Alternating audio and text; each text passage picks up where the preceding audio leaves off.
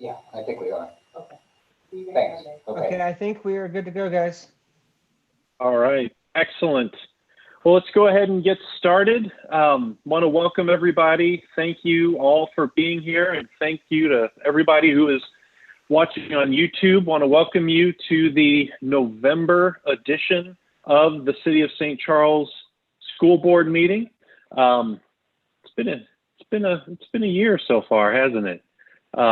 Just want to take the time to just really thank everybody associated with the district, all of the teachers, all of the staff, all of the administrators, whatever position it is that you are in, cannot thank you enough for just everything that you are all doing during this time. It is being noticed, it is being recognized. We know it's difficult times, and that includes everybody on Zoom right now. So I thank all of you for everything that you are all doing for the sake of our students right now. We will go ahead and begin as we always do with the Pledge of Allegiance. So please rise, and Marita will show the flag. I pledge allegiance to the flag of the United States of America and to the republic for which it stands, one nation, under God, indivisible, with liberty and justice for all.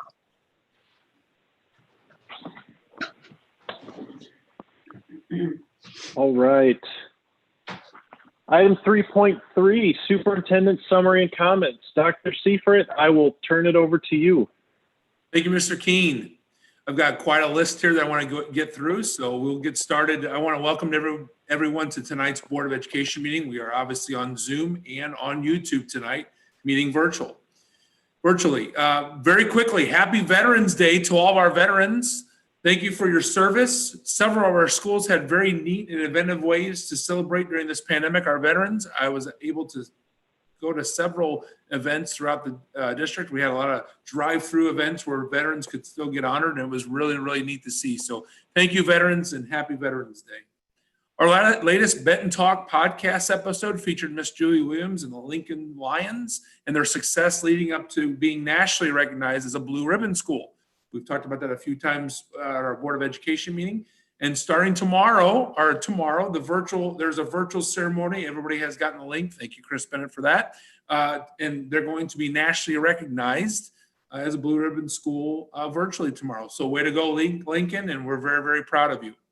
Our district social justice and equity team, about 40 to 50 staff members, met for the first time a couple of weeks ago, and the second meeting is scheduled for next week. The team is putting together a plan to make authentic steps towards making sure our district is truly equitable for all students. I want to thank Ms. Ellen Zaire for being a part of that committee.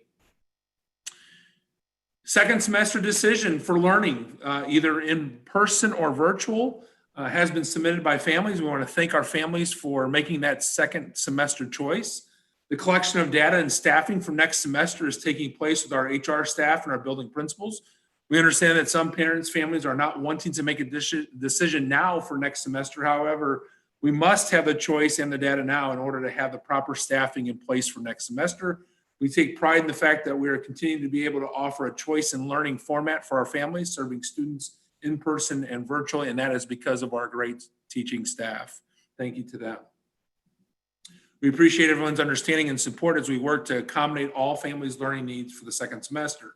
I know as we're getting into that decision-making process, there are concerns about what classroom sizes look like moving forward with kids changing in and out, and that is a big task that Dr. Lewis and his staff and our principals will be working out to make sure that we stay within our guidelines and within our range of our classroom sizes and make sure every student is in the right spot with the right teacher. So we're looking forward to that process and carrying on the in-person and virtual learning second semester. Our fall sports season was a success, probably unlike no other, but our student athletes and our coaches just did a fantastic job of navigating the pandemic and really seeing some success. And a special congratulations goes to our cross-country state champion, Miss Lily Jackson from St. Charles West. Congratulations, Lily. Winter sports season has begun. We're hoping to have our turkey tip-off game And we're looking at having the varsity teams play on that Tuesday night. Please note that only parents and family members of students participating with vouchers/tickets will be allowed in for attending this year's game due to the pandemic. And again, we hope to have that game, and we appreciate everyone's understanding with that. We'll be presenting and discussing two important items tonight. The snow day plan proposal that we got some good feedback from our staff. We'll also send a letter to families after the approval tonight, or after the discussion tonight with the Board of Education, and sending that to families will be sent out tomorrow morning. We also will have a presentation on the proposal for a bond issue 2021 this spring. So we have our gentleman from DHA with us tonight. So welcome. We also have great news to share. DESE has approved Lewis & Clark's new proposed criminal justice program for next year. Lewis & Clark is already starting to promote that proposed program. The Board of Education will have an opportunity to review all secondary course offerings at the Board of Education meeting in December. That we do that annually, and when they basically review and approve the secondary course enrollment guide. So we're excited about that process. Now to our COVID update. As you are aware, COVID case numbers are rising throughout our city, county, state, and our country. Our district dashboard shows a few areas and schools where we are definitely seeing an increase of positive cases. And an increase in positive cases means a substantial increase in the number of students and staff that have to be quarantined. It's becoming more and more difficult to staff the buildings at this time. With this being said, I want to share two important points with all of you this evening. First, with a continued large amount of collaboration with our administrative staff and sharing things with our teaching staff, we are preparing for a possible temporary switch to full virtual learning for our two high schools during the 3+ weeks between Thanksgiving and winter break. Please note that these changes are not being made because schools are hitting the 5% threshold that we have stated could trigger virtual learning, but rather than the changes are aimed at providing substitutes at the lower grade levels where in-person learning is most critical as an attempt to keep all other schools open. We will continue to monitor cases and maneuver as needed for individual buildings, grade spans, and or the district if percentages continue to rise. We are watching that very closely. Also, please note that this week, within the last couple of days, we have hit our 5% threshold at our central office here at district office at Benton. So work schedules have been altered to ensure the safety of all. This proposed plan is not official, but we want you to have a good idea of where we think we're headed after Thanksgiving break if our numbers don't continue to rise or our protocols don't change. This brings me to my second point. Today, we've heard from state government officials, our DESE chairman, as well as our governor, that on the guidance of changing the protocols for contact tracing and quarantining in schools. The new guidance states that students and staff that wear their masks properly will not be considered a close contact or have to quarantine. This new protocol is only within school buildings where mask mandates are enforced, and we obviously have mandated mask wearing in all of our SCSD schools. This change in contact tracing and quarantining would be beneficial in our fight to keep staff in the buildings and filling vacant positions. However, I want to caution everyone that this disease, COVID-19, continues to be a huge threat to our health and safety. We must continue to wear masks, social distance, especially away from school, and wash our hands. Also, please note that these guidelines have to be approved by our local health department, county government, and we are hoping to have a final answer direction from them tomorrow afternoon. So we'll be sending out information on how we will be moving forward with contact tracing, quarantine protocols, and if we need to make a switch to virtual learning at our two high schools as soon as we can. Meaning, we hope to have a letter out by Monday or Tuesday next week. We will be meeting with all administrative staff tomorrow afternoon. We will continue to communicate and collaborate with our Board of Education.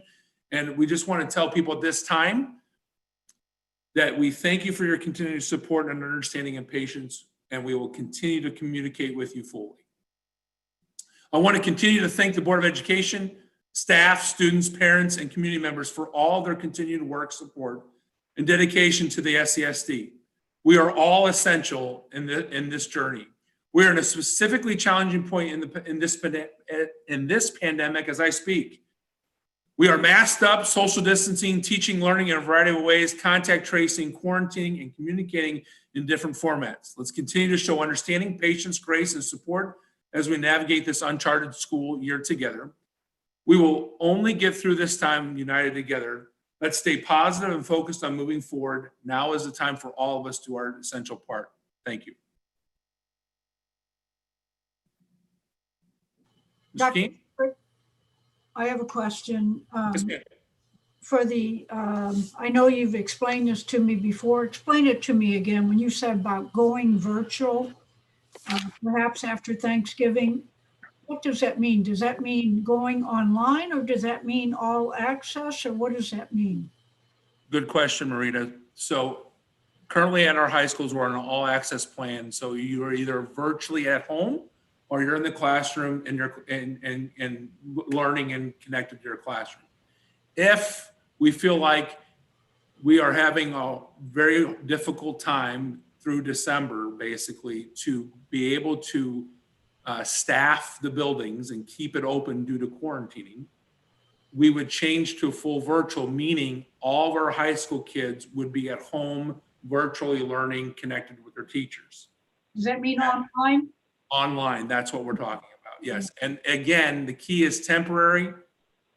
And the key is, how do we, at this point, it's not because of the 5% threshold. Yes, we're out there at this level in our building, but we're not hitting that level in all of our school buildings. However, we are continuing to see about 26, I want to make sure I have it, an average of 26 and anywhere from 22 to 39 unfilled positions that do not get filled on a regular basis. And what is happening is our secretaries are doing miracles of trying to get different staff members to work different plans and different things just to be able to get things filled. So that is, and what we think is, with our all access plan and our high school students having the ability to log on and have the devices, and they're already trained for that, and there are our oldest kids that probably could stay home, that would be the quickest, easiest way to doing it, to give us a 3-week window of them able to have some staff members and from the high school level, as well as support staff members, as well as some, as well as the subs are taking up at the high school level, pour into our EC through 8th grade levels, and continue to keep the doors open for our in-person learning.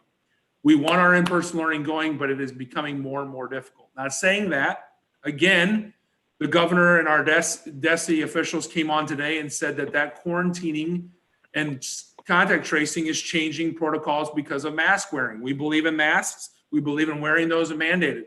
But that information was just shared with us today. We want to have that conversation with our administration tomorrow. I'll continue to keep you guys abreast of what's happening. And we have to be very careful what that looks like, because we're not seeing a lot of transmission or changing when kids are quarantined, but there is that thought of, if we're not quarantining, we're not isolating, that spread could be there. We need to be very careful. But I will tell you this, if we did go to the masks and basically say the masks do work and we're not going to quarantine, that would help us with filling positions and keeping our staff in the building. So we want to really be very careful what that looks like. And we want our staff to know that we care about them, we care about their health and their safety, and we want to make sure we're making the best decisions for them. And I want to get our administrators' feedback tomorrow as well. So trying to be proactive, trying to be very specific in what we could do, very minimal to hopefully not disrupt the in-person learning. So that's why we came up with the high school plan. If we needed to, just specifically for Thanksgiving to Christmas or winter break. Please note as well, as when we come back after winter break this year, we actually extend our first semester into the 18th or the 15th. And so there will be a chance for our teachers and our students to connect in person. There is a concern too about how our students are doing virtually. We do want them in person at the high school level. So something has to always give in a pandemic. And again, we're trying to make the most proactive and the best strategic move we can make. So we have two different things we have to talk about and think about the next 2 or 3 days, and again, get information out to our parents on in our staff of where we're headed, but we want to make sure everybody has that information. And the emails have been going out to our staff, and our families will get another letter from me tomorrow. So, Doctor, does that mean that our high school teachers who have not been teaching online are ready to teach online? All of our high school teachers are teaching online. That's why this would be a very good. We feel like.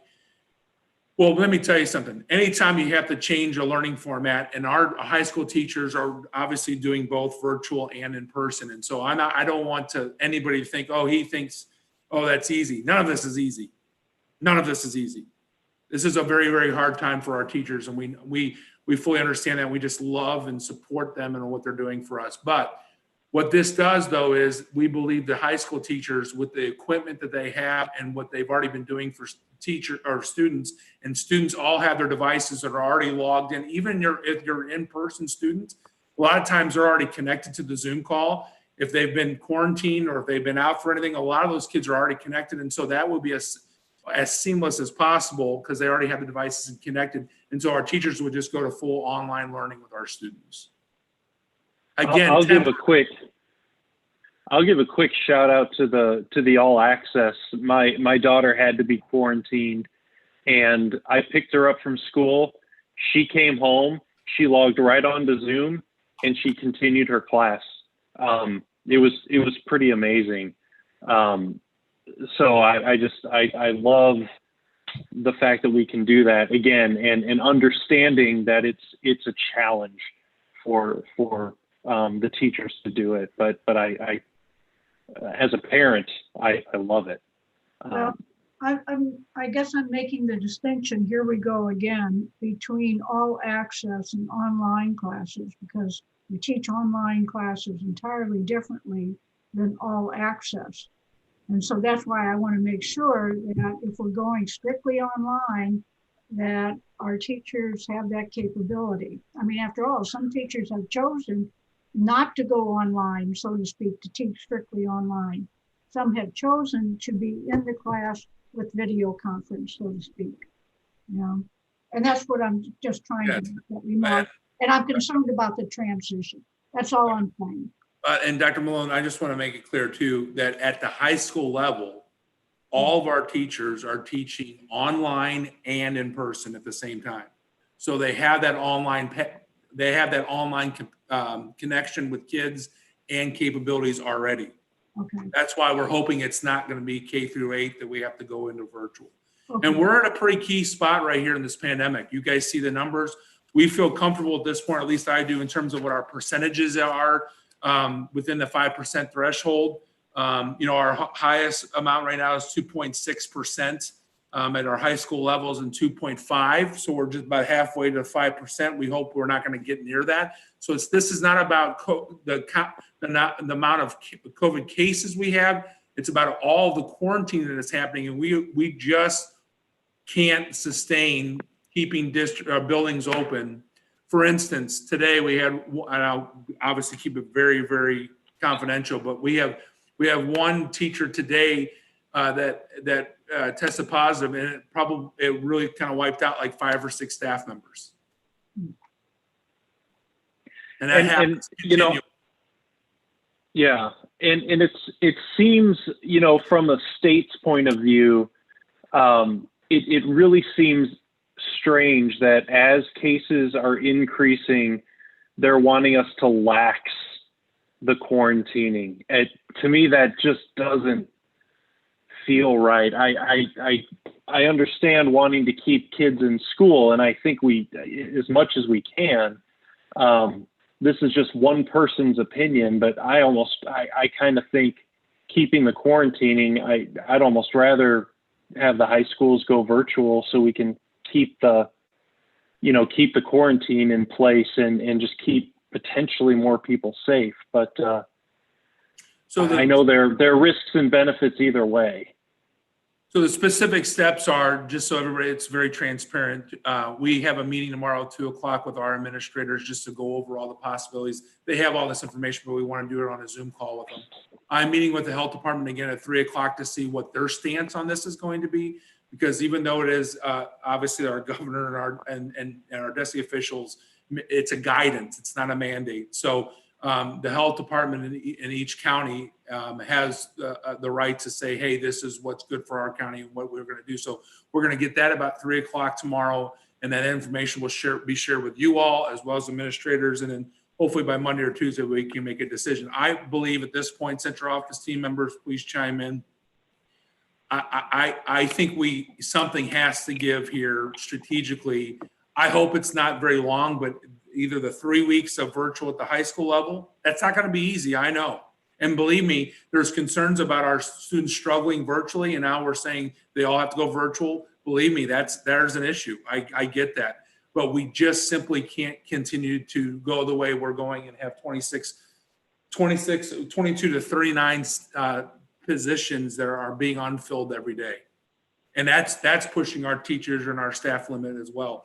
And then if we want to go this direction with the quarantining and our health department says that's something we can do, we can be lenient on that, then that's a decision we have to make as well. And I'll continue to keep you guys updated on what that looks like. So we've got a few things to decide here in the next couple of days, and through our emails today with staff and our administrators, and then also our parents, we put something out on our website today, as well as we're sending an email out tomorrow about snow day plan, as well as what this looks like. Everybody is going to have good information, at least to know what might be in store. And we hope to have a decision again by Monday or Tuesday. So then we have a good week to get ready if we're going to do the virtual.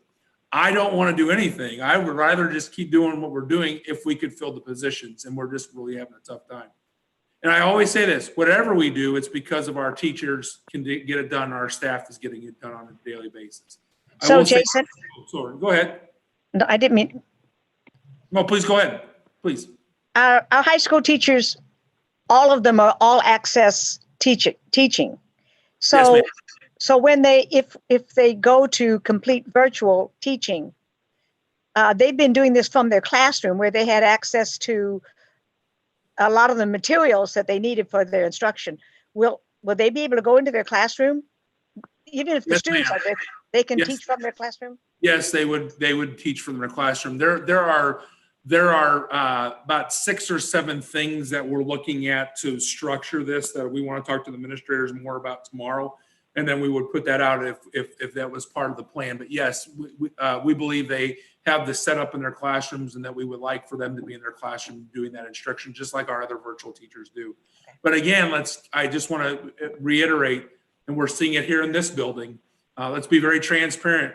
COVID cases are rising, and we have to be very diligent and vigilant on keeping social distance, keeping our masks on, and be very careful of what we're doing. Very careful. And really, this is kind of, let's just say this to our parents, our staff, our students, whatever we're doing outside of the school walls is affecting us as well.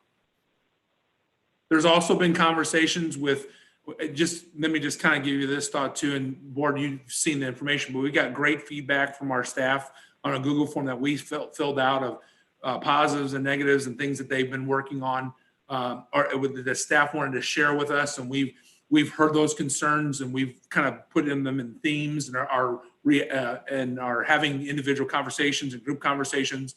One thing is time, especially at the high school level. And we're trying to give some of that time back during early out so they can get some planning done and get some grading done and those type of things.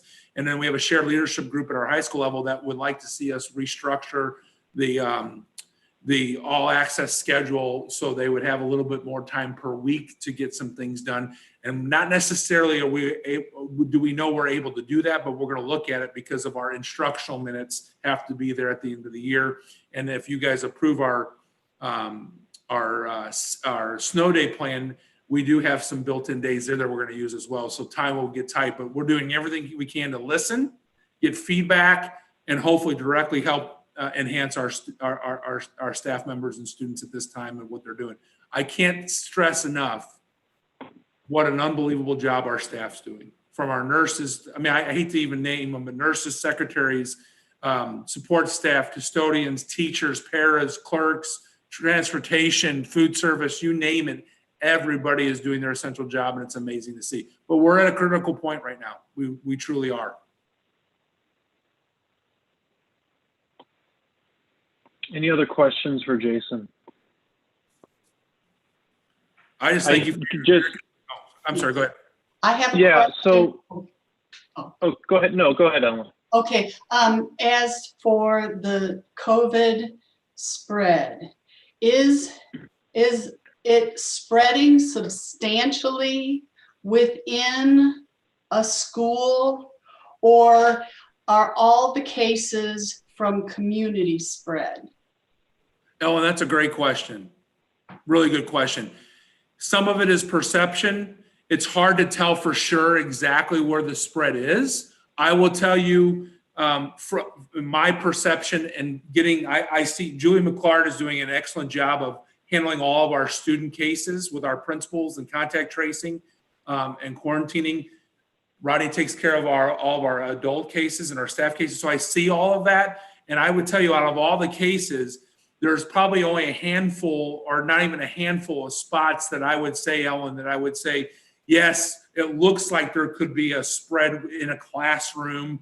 But again, we can't prove that it's spreading, but it looks like you could say, yeah, there's 2 or 3 students or the teacher in a specific group. You could say maybe that looks like a spread, but I can tell you the majority of the spread is happening outside the district, and it's coming in. And I believe today with Governor Parson and our Commissioner Margie Van Dien today, I think their data shows, and what they're seeing in statewide is that we are quarantining a lot of staff and a lot of students because of the 6 feet within 6 feet 15 minutes. And even though we're wearing masks and we're mandating masks, that we're saying obviously that in simple terms that's not counting. And so we're quarantining a lot of kids and a lot of staff for that. And I think what we're hearing from our families and then just the data in the state is that people are getting very concerned, frustrated is the word, very frustrated because kids aren't getting sick. Staff, once they get quarantined, because they're a close contact, they aren't getting sick. We're seeing a lot of that. So I think that's why you're seeing the state and DESE come back with some data and say, okay, we believe masks are working, and we're going to give back a little bit in terms of what we can do of cutting down on the quarantining and the contact tracing. Now, on the other side, and Julie and Rodney jump in, and I think our nurses who are doing a fantastic job would tell you, we're probably not seeing a lot of that spread once they go home because they are being isolated and they are being quarantined. And so it's a give and take at this point. I hope I answered your question, Ellen, but I think it's a very good question. And I think that's up for debate in terms of where the spread looks like. I can tell you a lot of our cases majority of our cases are cases that are isolated or single cases that are happening outside the district. Rodney, Julie, do you want to add anything to that? Yeah, I was just going to say, I would agree. And I feel like, you can disagree if you want to too. Well, no, I was just going to say, I think that the sooner that we hear about cases from parents or, about kiddos, the sooner we can get kids quarantined, and then we don't see a lot of spread at all from that. Typically it's like when it's kind of later on and somebody's been at school a while before they start feeling bad and whatnot. So, but yeah, I don't think we've had many that were attached to another school case at all. Rodney? I will also say, sure. I will also say that as I have a dashboard that I'm running for staff myself, just so I can stay on top of the amount of staff and where they are and who they are. And while they are tested positive, I mean, just simple data of looking at the name of the positive case and noticing that there are no more positive cases in that school or in that department or in that grade level because that staff member, obviously is in isolation. So I think, it's not even a handful from my perspective. It's a small percentage point of our staff that somehow may have gotten it from another staff member at school. But I do think it's community coming inside of the school, and what we're doing outside of the school is certainly having a tremendous impact of what we're able to do in school. So let me add this too. We're a district that has chosen to do the antigen testing, and Julia McClard has done a phenomenal job of leading this with our nurses, and this cannot get done without our nurses. We're hoping to start this very, very soon. We're very close. And we want to be very clear that we do not want people coming to school sick. We still have to do what we still have to make sure that we're doing our self-checks before you come. Then we're going to do the self-checks when you get here. For staff and students, do not come if you have symptoms, please stay home. That's the other thing. We got a lot of people, we've talked about this, the cold and flu season, a lot of those symptoms look like COVID. And so they're staying home and they need to stay home, but that adds to the cost and adds to the issues of not being able to fill positions. But we have to keep people safe and keep people home if they have symptoms. Saying that, this antigen testing rapid testing will be a big piece for us, because if a child or a student or a staff member becomes ill or has a sign or symptom here at school, then they can get tested.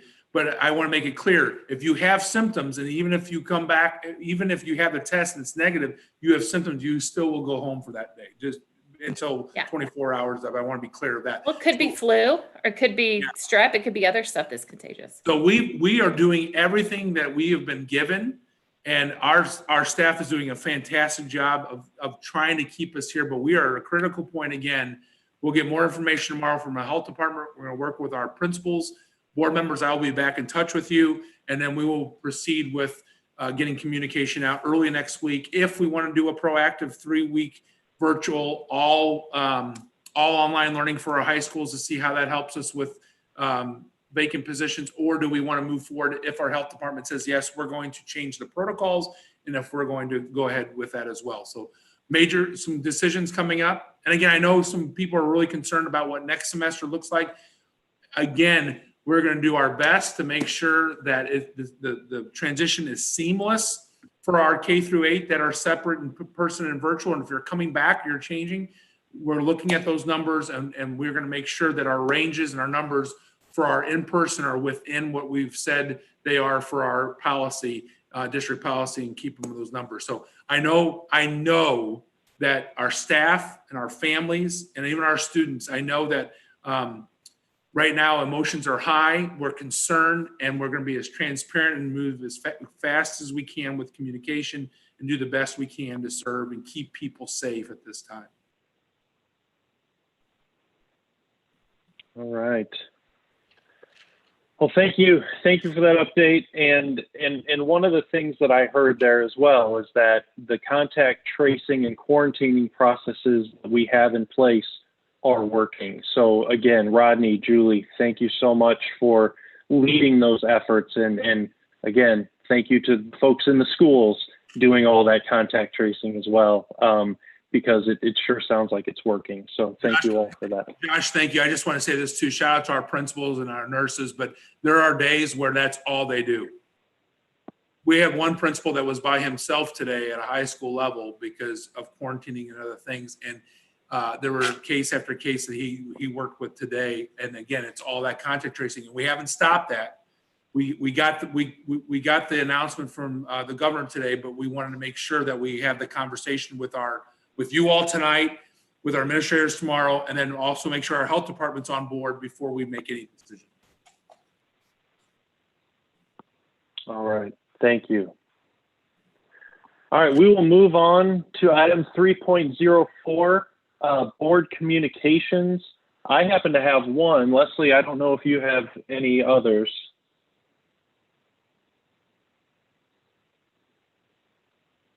Leslie's been having some technical difficulties, so I'll go.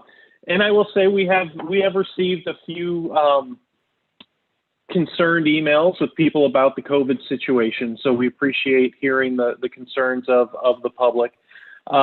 Another thing that I wanted to mention in this section was I had a really cool opportunity. I was asked to be a guest lecturer for the health policy course at Lindenwood University. Amy Estlund is the professor, and I got to speak to a number of students and described what the Board of Education, what we do, who we are, what our responsibilities are, but they're a health policy. So we talked a lot about how we partner with MSBA to get our policies, but then how we partner with all of you on the call to put those policies into action. So I had a great time. They asked some really good questions. some of the feedback that a lot of the students didn't realize that the board is a volunteer position, that we didn't get paid. I think our respect went up a little bit for that from them. They appreciated, you know, the preschool. Danielle, I'll give you a shout out. The decision making behind the preschool and when we built the building for that. So it was good. And I don't know if she goes by Professor Esland. I'll call her that. Professor Esland shot me a nice email with some of the comments from that. So it's a really good experience to get out in the community and talk to some students at Lindenwood. So that was a really, really good experience. Next is item 3.05, audience comments.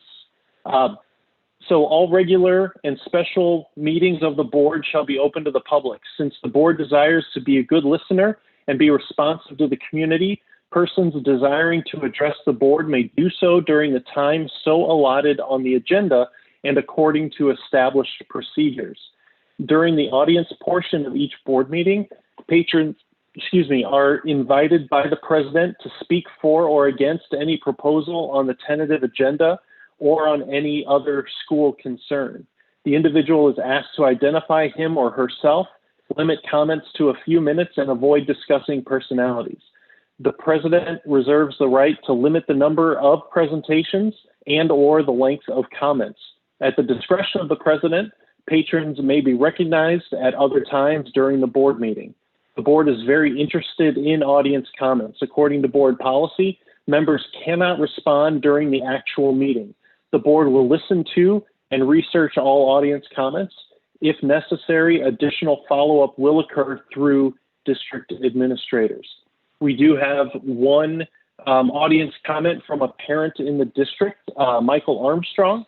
He says, to the superintendent, board of education members, and district administration.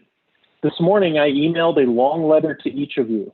This letter was initially aimed at the district's decision to require parents to lock in educational choices in-person versus virtual for their children by November 4th for changes that would begin January 5th or January 19th of next year, 8 to 10 weeks later. While it is tempting to cut and paste that letter here, I feel certain many others have concerns they wish to voice, and should anyone wish to read the letter, they can contact me. As was the case in August, the district has chosen a path that is easiest for them without due concern for students, parents, teachers, staff, or principals. That this comes on the heels of the central office staff now working from home due to concerns over COVID, while district schools remain open, is a further insult and serves to exacerbate an already significant health emergency. I implore you to treat this health crisis seriously. Your actions to date suggest this is not the case. I urge you to be open and transparent about the steps the district intends to take should the crisis worsen. To date, you have not. Finally, I pray that you will rethink your decision to lock in educational decisions for 2 months from now, when the district cannot know if it will, or importantly, if it should, be open a week from now. There are other options available. Utilize them. Please don't make an already challenging year worse out of expediency. So thank you, Mr. Armstrong. We'll now move into the rest of the part of the meeting. May I have a motion to amend or adopt the agenda, please? I move we adopt the agenda. I second. All in favor? Aye. Aye. Opposed? Motion carries. Thank you. Item 4.01, for efficiency, the school board utilizes a consent agenda. Items placed on the consent agenda are routine in nature or are among the many decisions that the board has already determined are in the domain of the administration. May I have a motion to approve the consent agenda, please? I move we approve the consent agenda.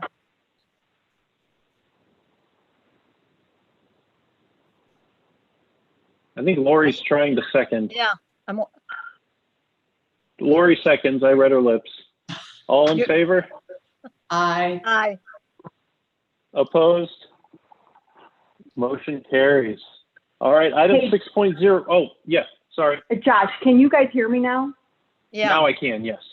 Okay, I'm sorry, I was kicked out of the meeting.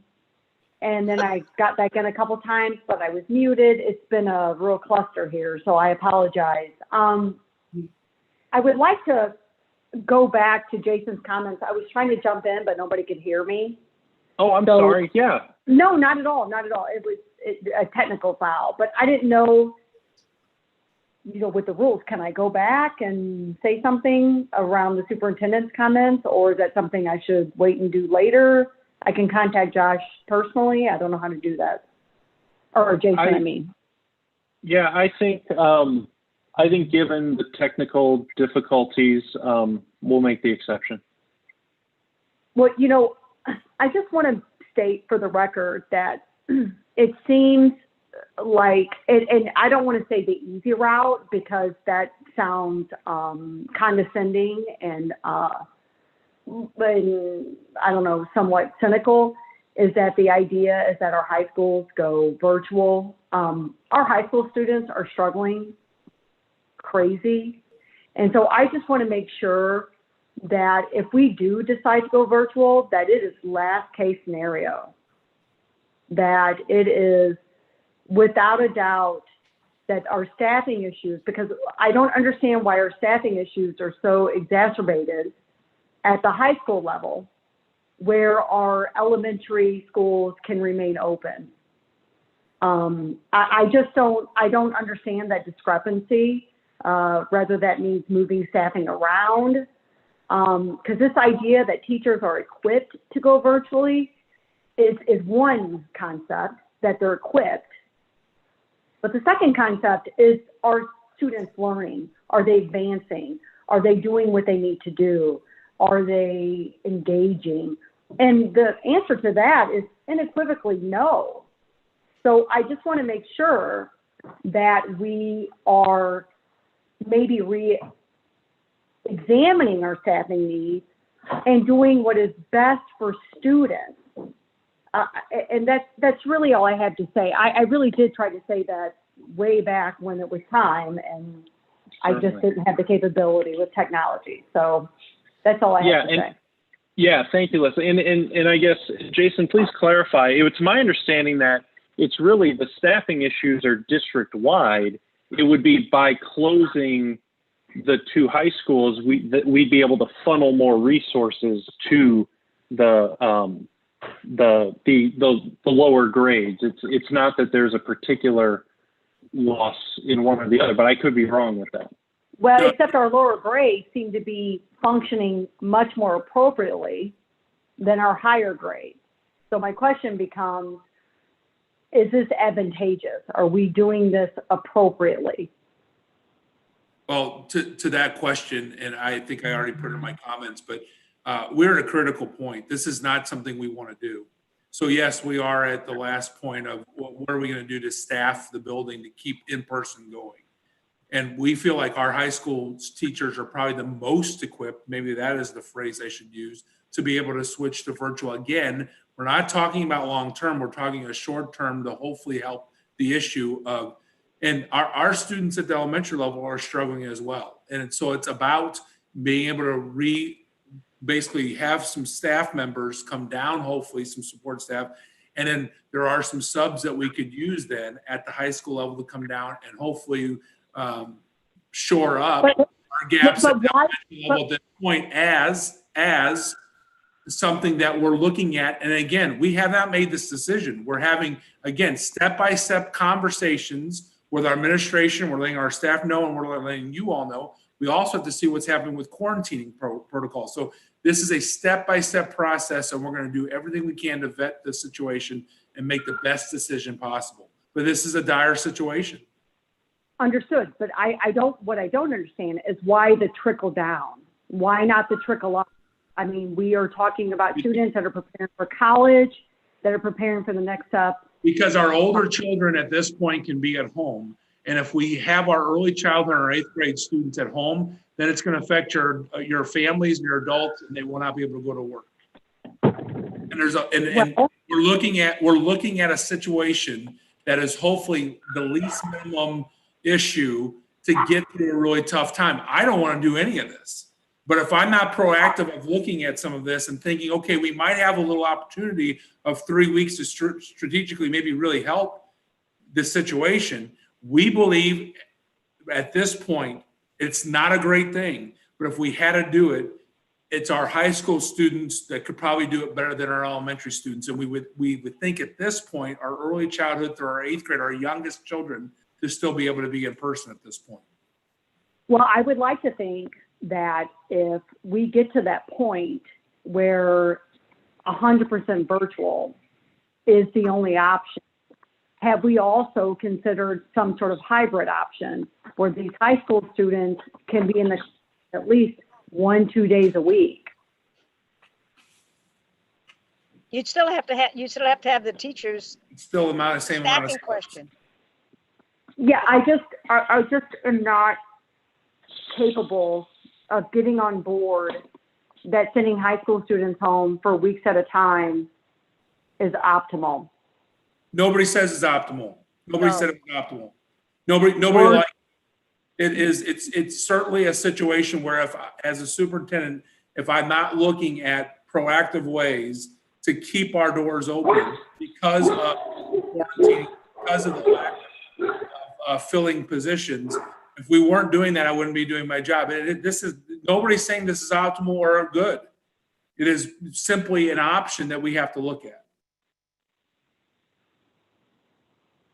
But it's certainly not a done deal. We have a couple more steps in the next couple of days to have conversations and see where we're at. We want to be transparent and we want to get it out there so people can have a conversation and know kind of what's maybe heading our way and be very strategic in it. So then we're not surprising people.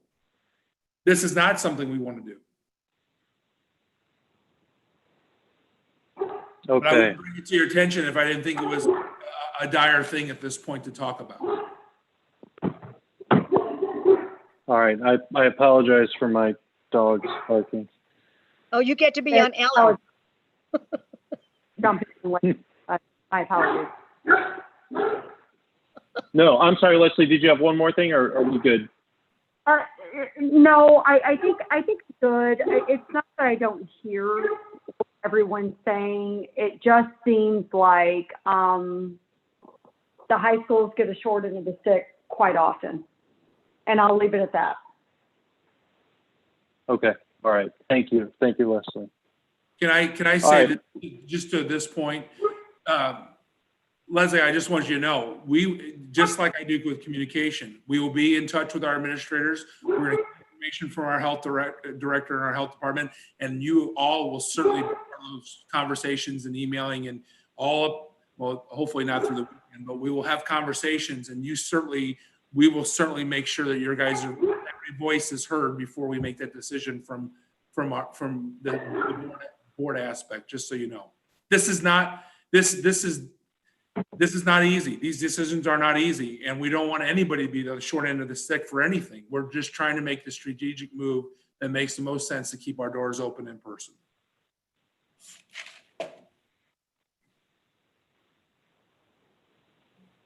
All right. All right. Thank you.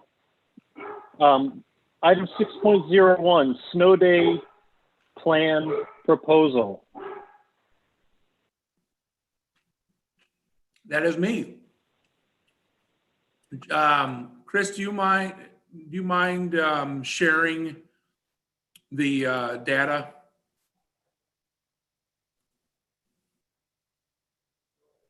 Yeah, sure thing. 1 second. Thank you. I can start talking about it. So last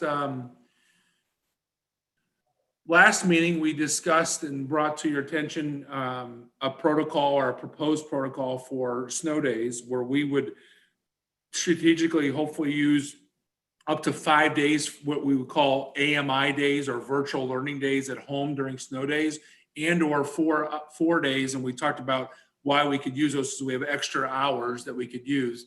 So kind of giving combined 9 days that we could use for snow days. And through our conversation, we wanted to give feedback to our staff, or get feedback from our staff of where they were at and what their thoughts are. And so I'm going to go ahead, and I have it up here on my screen, but I can't share it with you. But I think, no, not that, Chris, the snow day.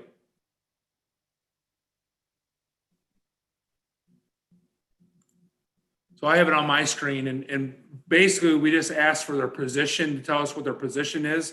We had teaching certified staff, 70.9% that let us know that they were teachers and they were being a part of this. Can you put on not the next one, Chris, sorry.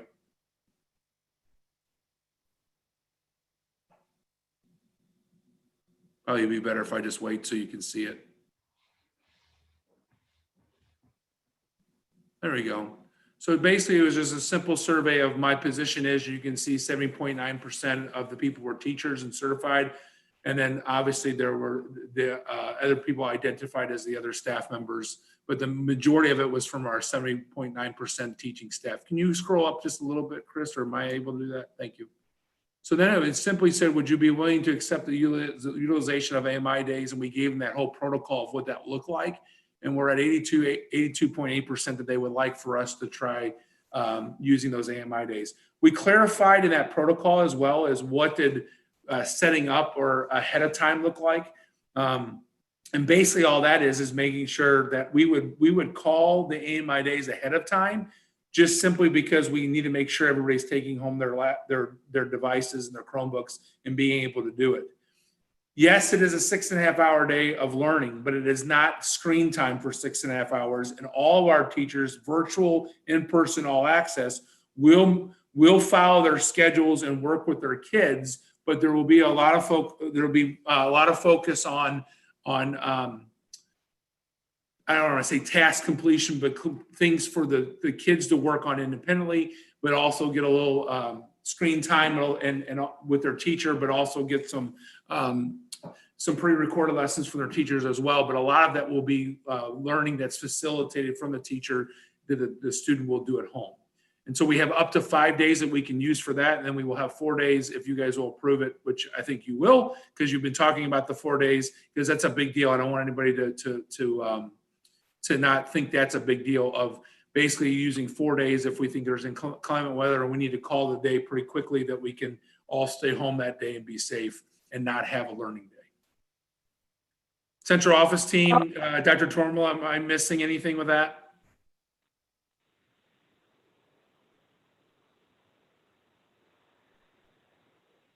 While we're waiting for Danielle, I will add that I was going to add in the secretary's comments that I got as Secretary of Board of Education, 31 emails from teachers with their very much appreciation that we tabled that to get their perspective.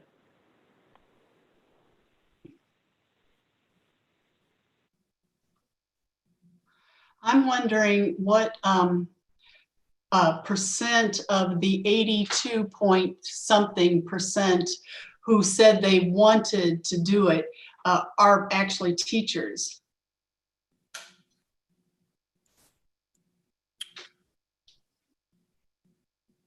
Well, again, I don't have that for you right this second, but I can tell you that 70.9% of the staff were teachers that actually took the survey. Yeah, but that doesn't answer the question, you know, but anyway. Oh, that also kind of defeats the purpose of an anonymous survey if we can tell that. Well, no, just that they were teachers, you know.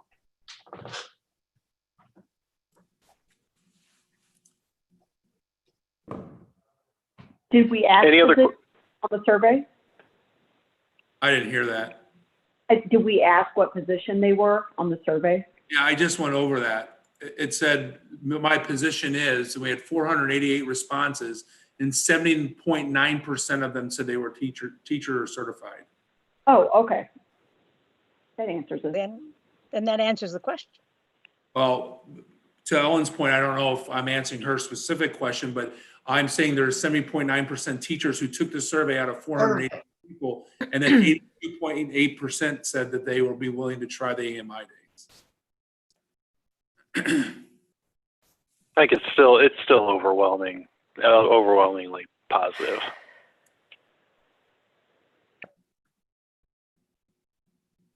Any other questions? If not, we need a motion to approve the snow days plan proposal as presented.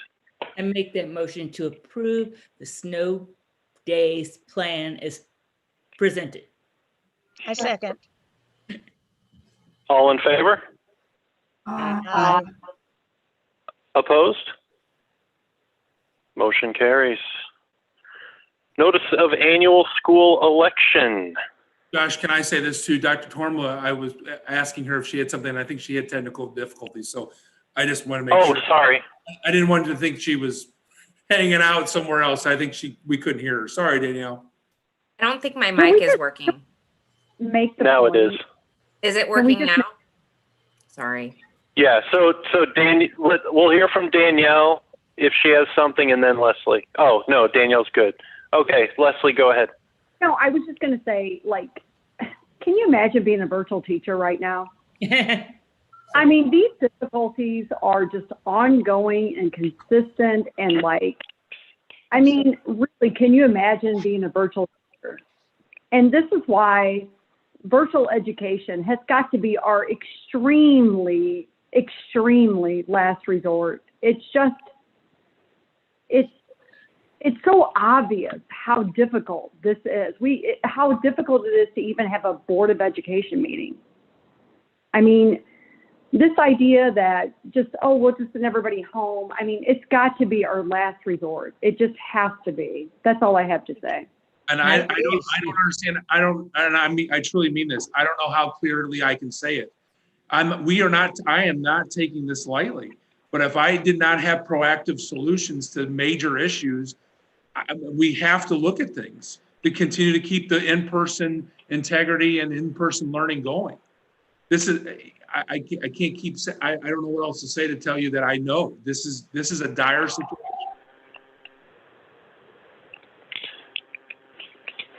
Right, yeah, I think yes, and definitely understand Leslie's point of view as well. I mean, it's, yeah. All right, so now school board election.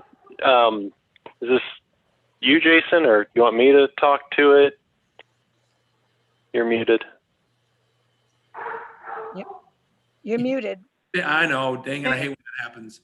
I don't usually do that, but I did that tonight. You can go ahead, Josh, if you'd like to. I can jump in. Okay.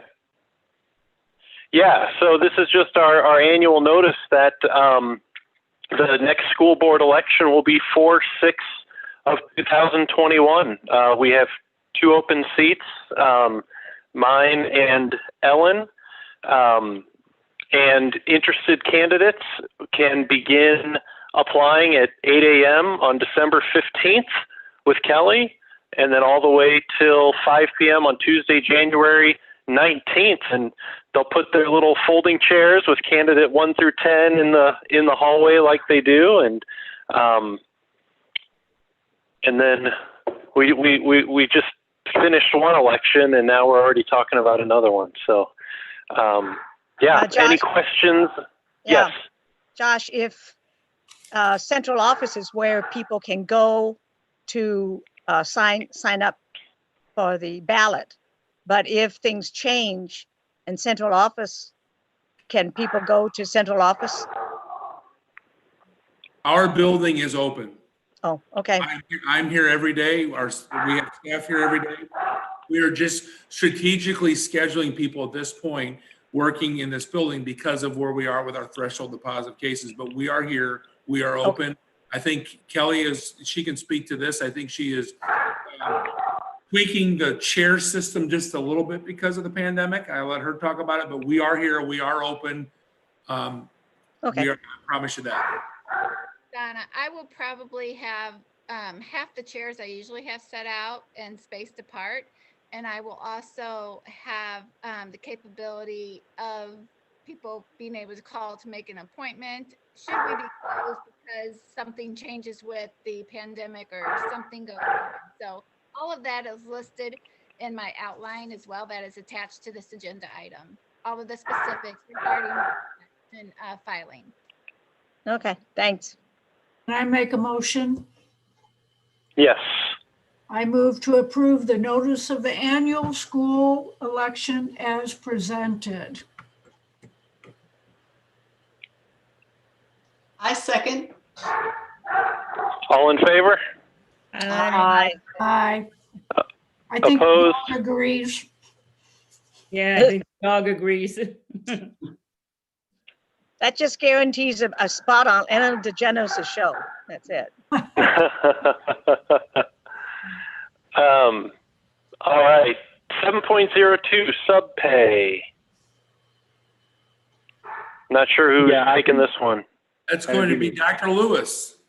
Yeah, we talked a little bit about this earlier regarding the sub situation. For example, in November, 61% of our subs were not filled versus 92%. Well, I'm sorry, 61% filled versus 92% in 2019 at the same time. So it's a struggle. There are various methods. I mean, and this is not a City of St. Charles School District problem. This is a St. Louis and St. Charles County issue. This is not just our issue; it's all of our issues. But one thing that did bubble to the top is that we were one of the lowest in the county, and out of all of our St. Charles County school districts, we did not honor teacher certification. So you can see on the right. If we look at the first where it says subs K through 2. 96 is where we are, and we're proposing $100. And we thought it was really important that we just didn't look at our teacher subs, but we have subs. But we have subs for various positions, para subs, nurse subs.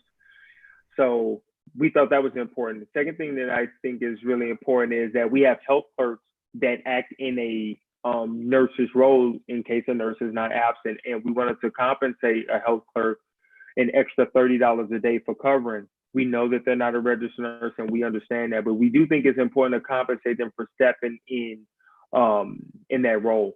Same thing with paras. This is the first time since I've been here, and I'm certainly in my third year, where we've had paras taking over classrooms, but that is part of the dire position we've been in. And we certainly want to make sure that we were able to compensate a para stepping into a substitute teacher's role with a $50 a day. And obviously you can see, so those numbers you see at the bottom, 54 certified subs, 61 subs of content, that just lets us know that you approve subs every month, right? But we have, at the time that I drafted this, 54. We're probably working with about 35 that consistently come to our school district and sub for us. This is because of the pandemic, okay? This is because of the pandemic. We certainly have a much deeper roster among our subs, but at this point, obviously there's fear and maybe other opportunities that I don't know. But that is really what we're working with on a daily basis. That 54 could really, you're not approving a 54 or 61. That's just more information for you. But I'm just trying to, obviously give you a glimpse of how we are able to navigate this pandemic on a daily basis. Now, one would ask, hey, Rodney, do you think these rates will get you more subs? I think it will in the long run, but I think in the pandemic, no. I think if you looked at $96 and you said, oh, they're going to increase it to $100, I don't think that's going to have people lining up to sub for us. But at the same time, if there was any doubt, I do think it shows that we're putting our best foot forward to at least be competitive with our surrounding school district. So that's really it. If I can answer any questions that you may have about this. Yeah, Rodney, Uh-huh. I realize $100 over the 96 isn't a big difference, but I especially like that you've broken down all of these categories to allow there is a difference for certified teacher subs as opposed to those without a certification. But my question is, and I don't understand it. The sub for 1 to 10 days Yeah. with the certification is $115. Mm-hmm. Is that right? Yes. Then, and if they teach 11 to 30 days with the certification, they get $120 a day. Is that Yes. right? Yes. Then subs without a certification, if they've taught that same classroom, right? Not just jumping around 30 days, but teaching that same classroom for more than 30 days, Yes. then they get $202. Yeah. So first of all, this, and I'm actually trying to point on my screen, but you can't see that. Those Yeah, I last can. three. Okay. Sub with third. That's Chris. Sub with third. 1 to 10. Actually, it should be sub with third 30 days plus. That's what it should say. So that's actually a typo at the end, and I apologize for that. It should be sub with third 30 days or plus. 30 days plus is 202. Now, what you will notice though is that, thank you, Chris, for doing that. The sub with 30 days plus 202, sub without certification 30 days plus. Those are the same rates, and I'll tell you why I kept that the same. Because, thank you, Chris, that should be sub with certification there, okay? But those numbers are the same because after 30 days, we feel like that our teachers have been in, that teacher's been in the classroom for a long time, and maybe it's just me, but I think $202 we're compensating them well after being in our class for a month plus time. So I did keep that rate the same, or I'm proposing to keep that rate the same. Yeah. But we've made adjustments across the board. I just wanted to make sure it doesn't mean that they've subbed 30 days. They've taken over a particular classroom for 30 days plus. Yes. That bullet, hey, Chris, if you can go up to where it says long-term sub adjustment, this means your long-term sub, staff members out on maternity leave, or there's a medical issue or something. So this is only, thank you for bringing that up, only for a long-term sub. Think maternity leave, which is the easiest way to, everything above that is your day-to-day interactions with subs in our schools. Okay. Long-term sub adjustment and below is only for long-term subs, and that's the scale that we use to compensate a long-term sub, 1 to 10, 11 to 30, and 30 plus. Got it. So, what other questions do you have? Dr. Lewis, you said that we were competitive with other districts. Are we low competitive, high, or same? Yeah. Well, I'll just give you actual numbers. I think it'll be easier to kind of give, and I'll let you make that determination in terms of what I'm proposing and just how competitive we are. Orchard Form allows 110 if you have a certification. Fort Zumwalt allows 110 if you have a certification, $100 daily without certification. Francis Howell does give their retired teachers 110. Wentzville allows 105 for a sub without a teacher certification, but 115 for teacher certification. The long-term sub stuff may vary, okay? We are also increasing our permanent subs as well from $100 a day to $125 a day. The reason we were the lowest in the county, at this point, we do not honor teacher certification, and our rate is at $96 per day. By honoring a teacher certification, regardless if they just have a current teacher certification or a retired certification, I'm proposing that they go up to $115 a day, okay? If you have your teacher certification. If you don't have a teacher certification and you serve for us, I'm proposing that it's $100 a day. Okay. Wait, so you're saying you are recognizing that if we are not, I'm sorry, Francis Howell has a category for their own district retired teachers get more sub pay than a certified teacher from a different district. Is that right? Well, I actually, in my notes, I don't know that to be 100% true. I do know that they pay their retired teachers $110 a day. They pay their, if you are coming from, if you don't have, I'll just say this from what if you don't have a teacher certification, to my knowledge, is 95. But I'm putting that on the record. I don't know that to be 100% true. But if you're a retired teacher, you do get $110 a day. What we're saying is, if you're retired in Francis Howell, Orchard Farm, Parkway, or Rockwood, we're going to honor that. If you come to our district and you can sub for us, that we're proposing that is $115 a day for us. So we're going to honor all either teacher certifications and retirement if you can sub for us. Okay. So Dr. Lewis, it's Leslie. My question is, our regional partners, like what does Lindbergh, or like you said, Rockwood, what do they pay their certified subs a day? I didn't check on, the data that I have is, I think it's old. I mean, if you want to know, I can pull it up, what Lindbergh, Parkway. So I just want to I know. competitive. Say it one more time. I said I just want to make sure we're competitive. Yeah. Now, I will tell you this, Leslie, a lot of, and not all, but several of our St. Louis County, we don't do it in St. Charles County as much, but in St. Louis County, they do use third-party services such as Kelly Staffing or Kelly Services, which is a sub. It's a company for substitute teaching, and then your subs go to Kelly Services, and then Kelly Services deploy your subs into various school districts. So, like I know for a fact that Parkway uses it. I don't know about Lindbergh, but I know there's several districts. I want to say Ladue, but I might be wrong about that.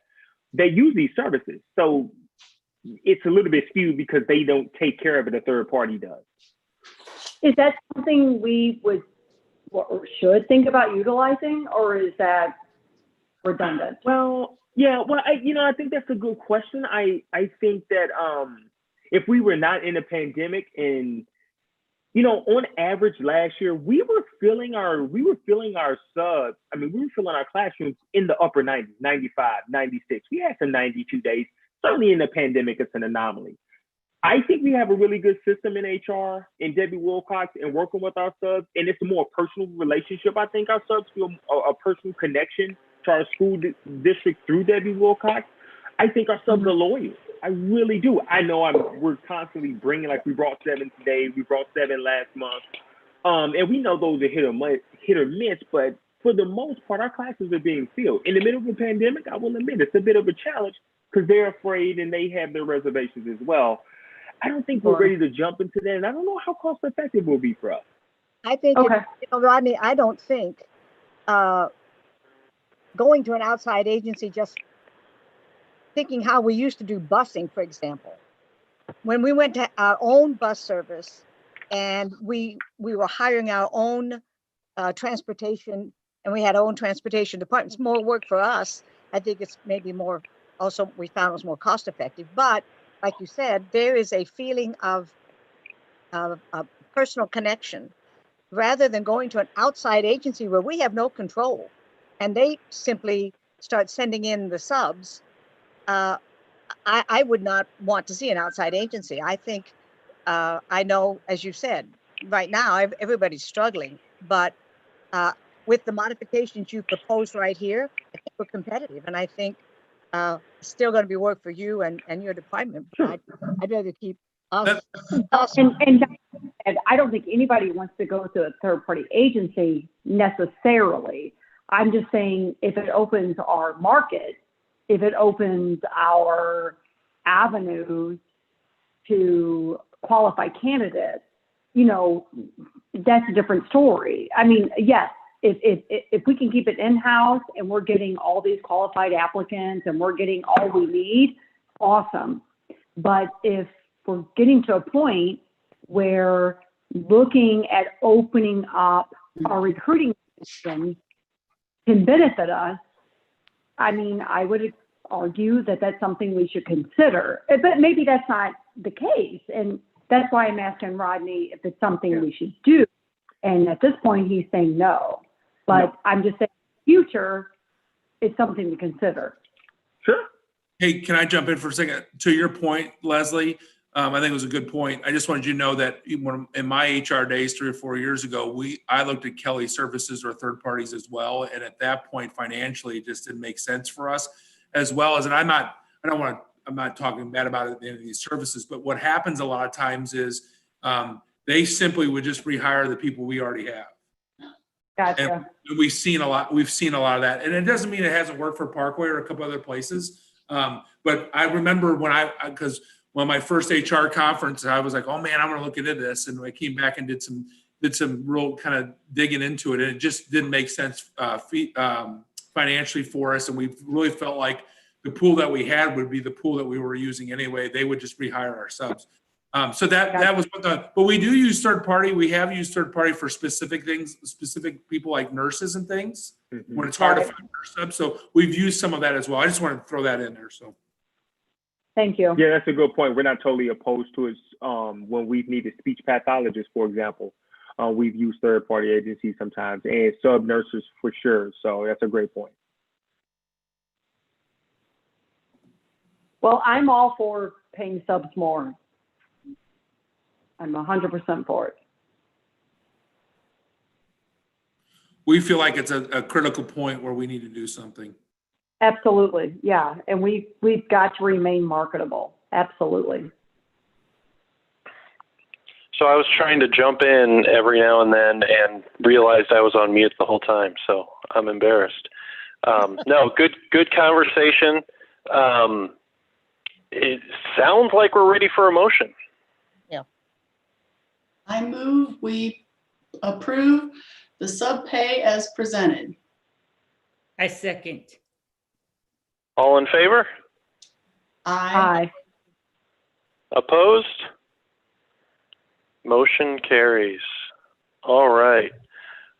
Bond issue presentation. This is just information discussion. We're not voting on it. Right. So I will, I'm not going to quarantine myself, but I will let, I presume, Charles take over. Yeah, so board, as we've been prepping for this evening, we've done quite a bit of work internally. And so that's why I invited Josh Schaefer to join us this evening. Josh is our Director of Facilities, and he's worked with our roofing consultants, mechanical engineers, and some other trusted consultants to gain quite a bit of information about building systems that need to be replaced. And then we also have with us Dwight Dickinson and Don Hussman from the firm DHA. They have been our longstanding district architects, and they came in last month to work with our principals and building teams on establishing additional building level priorities. So in the presentation that Dwight and Don are going to share with you this evening, you'll see that there are some items marked district level priorities, and those are things that were identified by our engineers and roofing consultants and in Josh's department at facilities. And then the second page for each building, the building level priorities are the things that Dwight and Don led us through that interactive planning process to establish. And so all together then they work as a single list. But I wanted to clarify before they got started, we kind of came at it from two different angles there. So at this point, I'd turn it over to Dwight and Don, and Chris can pull up your presentation as soon as you're ready.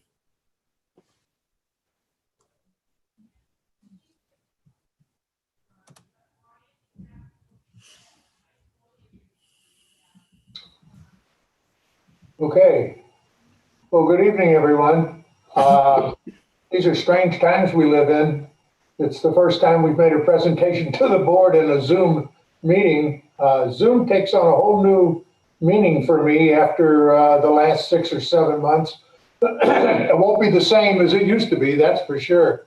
Well, thank you. We really appreciate the opportunity to talk about the master plan and what went into it the last several months. Just starting off quickly as just sort of a refresher course from the master plan that was originally put together in 2016. This is really considered an update of that master plan. Obviously, from a facilities master plan standpoint, it's a document that really describes the strategy on how to address facility needs and improvements, and for capital investments to support current and future educational program needs. The goal of the facility master plan is to provide an overview of the scope of the project that the school district could reasonably accomplish with available funds. Those participants that took part in the planning effort this fall included parents, board representative, staff representatives, and then their advisors and expert resources. We condensed this master plan into 2 planning meetings that took place on October 13th and October 26th of this fall. Okay, next. The process, each meeting, there was a welcome and introduction that took place. Then there was information that was presented to the participants to get through all the information that they needed in order to make good decisions.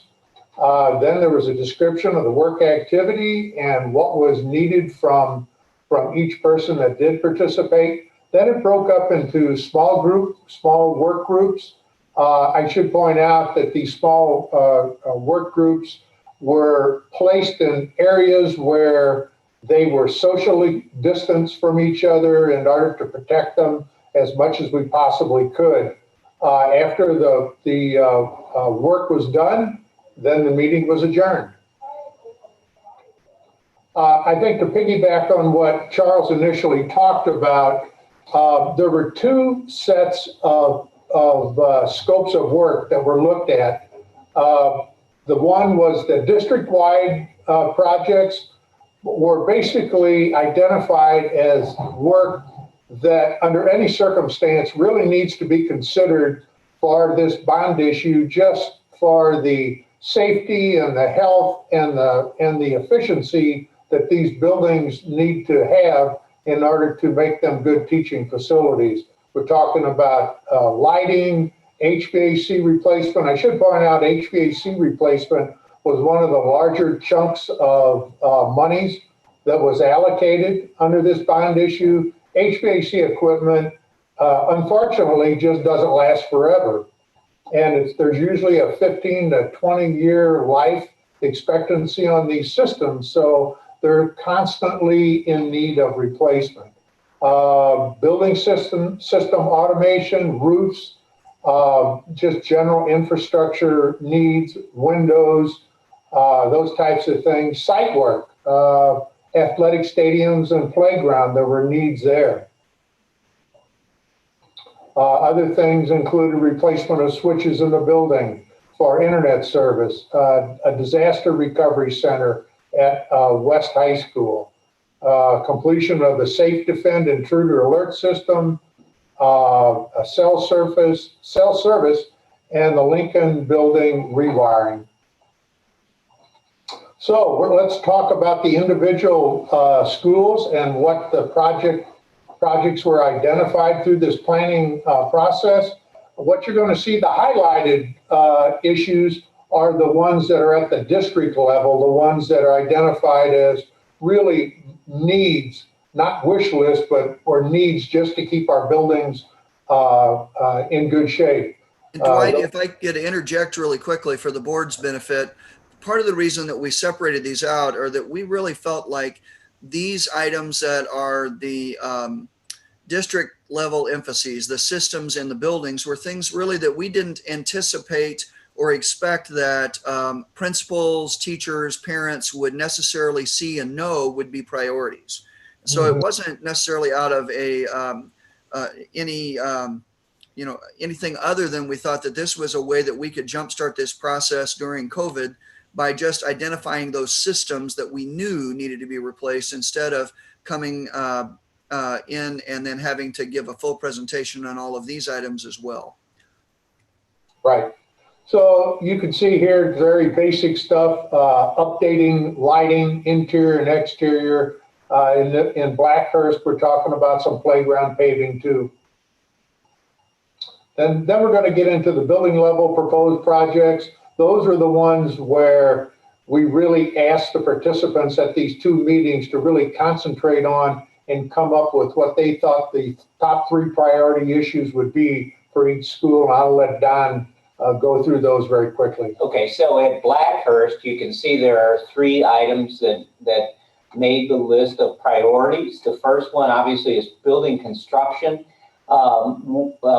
In our office, we took the criteria and a lot of the information that was brought to us, and we did some graphic solutions and then applied costs. So that's how the cost elements are associated with these. But you can see with building construction at Blackhurst, there was the proposal to add 2 classrooms, reconfigure the cafeteria and kitchen. That modified the workroom, the faculty workroom, and again, cafeteria and kitchen, HVAC. I won't go into the specific cost items; those are right there for you. But if you have any questions regarding the descriptions, certainly you can ask that question. Gymnasium windows and selected classroom floors were to be addressed, as well as painting, interior painting throughout the building. At Coverdale, again, you could see basic upgrades for the district level proposed projects, HVAC, lighting, some miscellaneous plumbing, and then some roofs over the one part of the building that the roof wasn't touched under the first bond issue. The building level elements here at this school, as you may recall, this school has been substantially modified by the last bond issue. So while these are perhaps a little bit smaller in scope, they are items, as Dwight had referenced, items that were not touched or addressed during the earlier bond issues. Sidewalk, completion of sidewalk from Concordia to the new lot, multi-purpose room, bathroom, and foyer renovations, and then site work, parking lot paving. Harris Elementary, again, being one of your newer school buildings, it didn't have the needs that some of the others did, but you'll see the original HVAC system is calling to be replaced. Again, HVAC systems are very expensive, but it's very important to maintain good HVAC systems for efficiency and good health.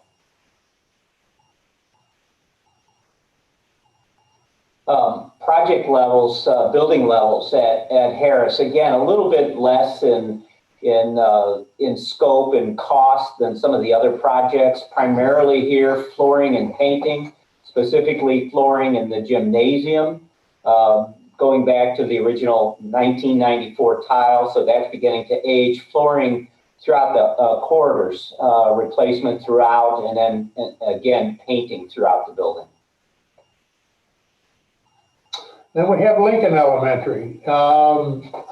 The district level projects that we're talking about, again, lighting systems, HVAC, and some miscellaneous plumbing upgrades.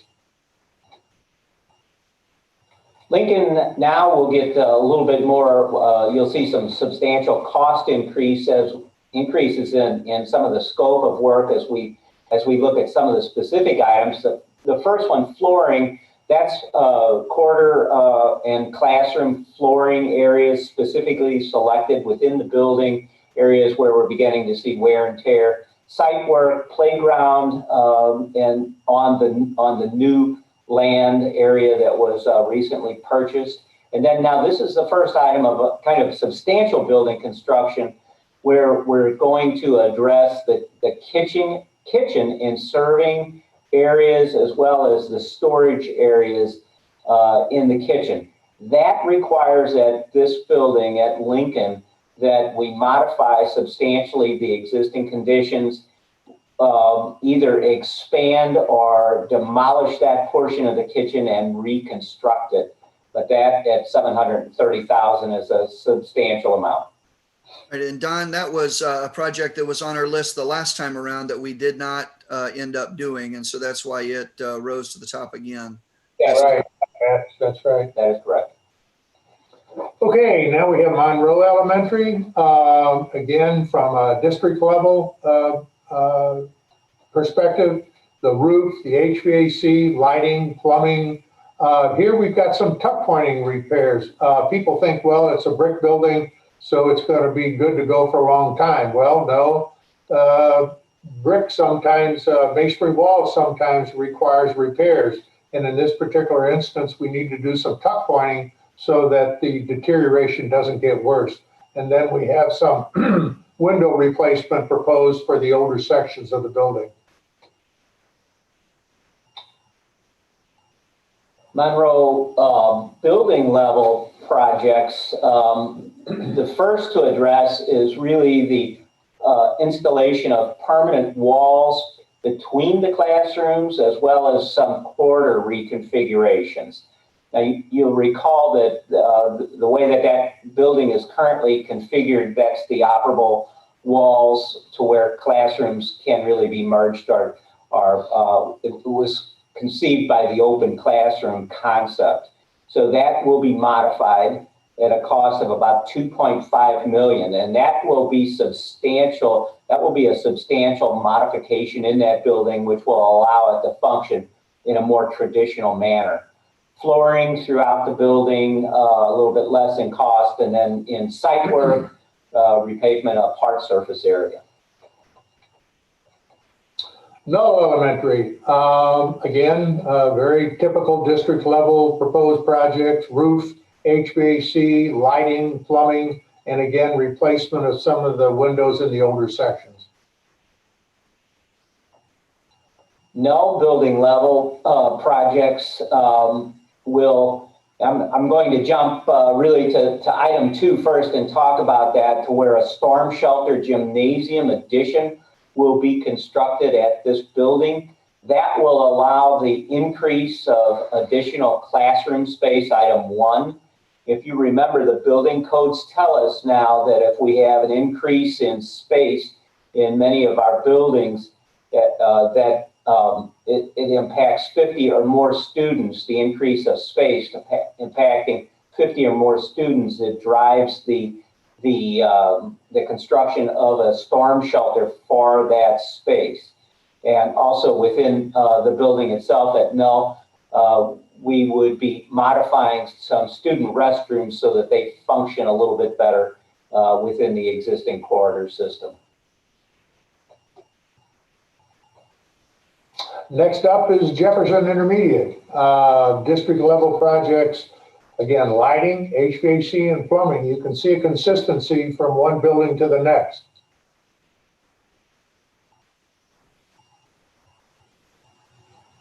Jefferson, like Null, will also be receiving a storm shelter addition, and that would be sized to accommodate the entire student as well as instructional and support staff for that building. We are proposing that gymnasium storm shelter will address that, as a total building construction element when we speak about St. Charles West High, but specifically the storm shelter that would be constructed to accommodate Jefferson's population is about a $2.4 million estimated cost. There would be some site work associated at that school that really would be, as the note says, the space between Jefferson and Monroe. And then the library, it's intended to be completely reconfigured, and that cost of $1.5 million would also include furnishings for that library. Okay, then we have Hardin Middle. Again, district level, we've got some site work.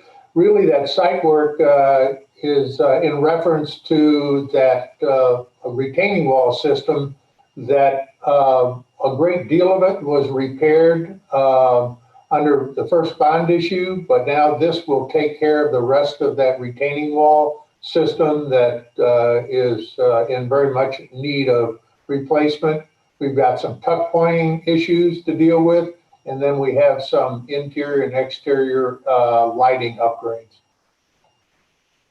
Hardened building level projects. The first one probably needs a little bit of explanation. At the rear portion of Hardin, between the academic portion of the school and the library, the gymnasium, is an older portion of the building. It is currently the art room, and it's constructed of a material that is actually failing. The exterior skin of the building is actually failing. We've looked at a number of ways to just reconfigure space to accommodate the ailing structure and exterior facade of that. So in this particular case, there is a small amount of building demolition. It's the removal of the art room as it exists right now, and in its place, in approximately the location where the art room currently is, would be a new 2-story addition that would accommodate a new art room, an innovative space, a sensory classroom. And then I'm going to ask you to drop down to item 3, building construction, to where additional student restrooms would be integrated. It's a little uncertain at this point if those student restrooms would be in conjunction with item 1. We'll explore those opportunities, but definitely that building needs additional student restrooms at that location within the building itself. And then flooring, the corridor flooring that currently exists is delaminating and must be removed and replaced. Okay, we have St. Charles High School then. Again, district-wide levels are pretty consistent. We're talking about some HVAC replacement, lighting, plumbing. Then we're talking about replacing the turf surface at the stadium, and then some stadium lighting that also needs to be replaced.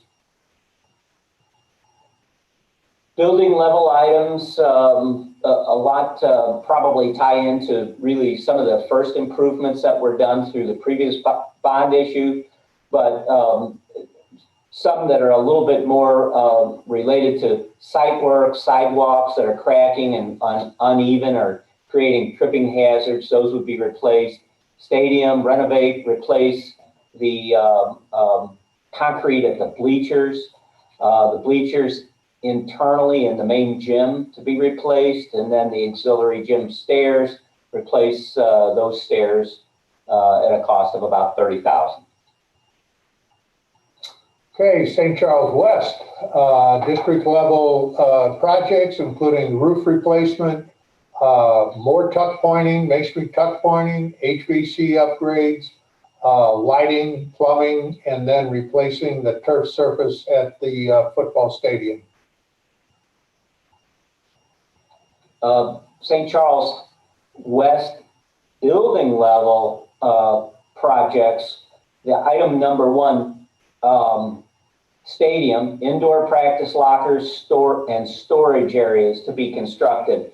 Earlier, I had mentioned in the Jefferson Storm Shelter project that there is a component that would actually support the activities at St. Charles West.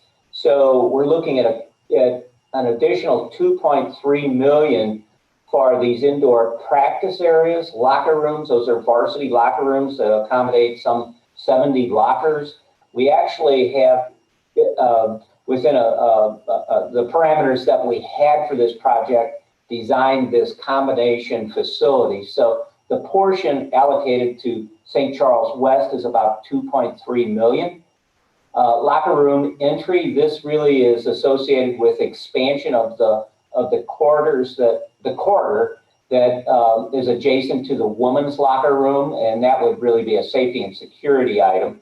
There are flooring issues, again, worn hallways and also in the common areas, and then auditorium upgrades for that building. Then we come to Success Campus. District-wide projects, again, HVAC, lighting, and some miscellaneous plumbing. the building level elements that success, it says building renovation, it's a rework primarily. This is interior work of the hallways and the entries. There are a number of what we architects call dead-end corridors, or having corridors that have inappropriate egress from the building. Those would be remedied by a reconfiguration of the corridors. It's a relatively simple thing to do, but it requires a pretty substantial amount of interior renovation, window replacement, and then flooring.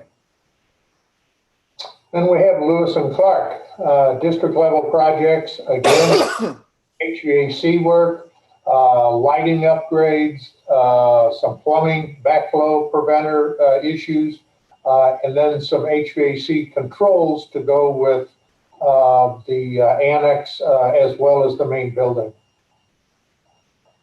Building level projects, HVAC.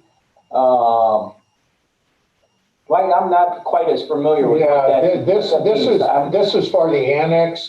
They have a very poor ventilation system in the brick and stone laboratory, and so this would take care of that. Okay, all right, okay. And then certainly site work, parking would be addressed, and traffic patterns may be reconfigured there. Windows, exterior doors, replacement in the old building. Then we come to some of the other non-educational facilities that are still in need of some upgrades. The Benton Admin building, there's some waterproofing issues in the lower level that absolutely has to be taken care of. And then we've got some lighting upgrades also.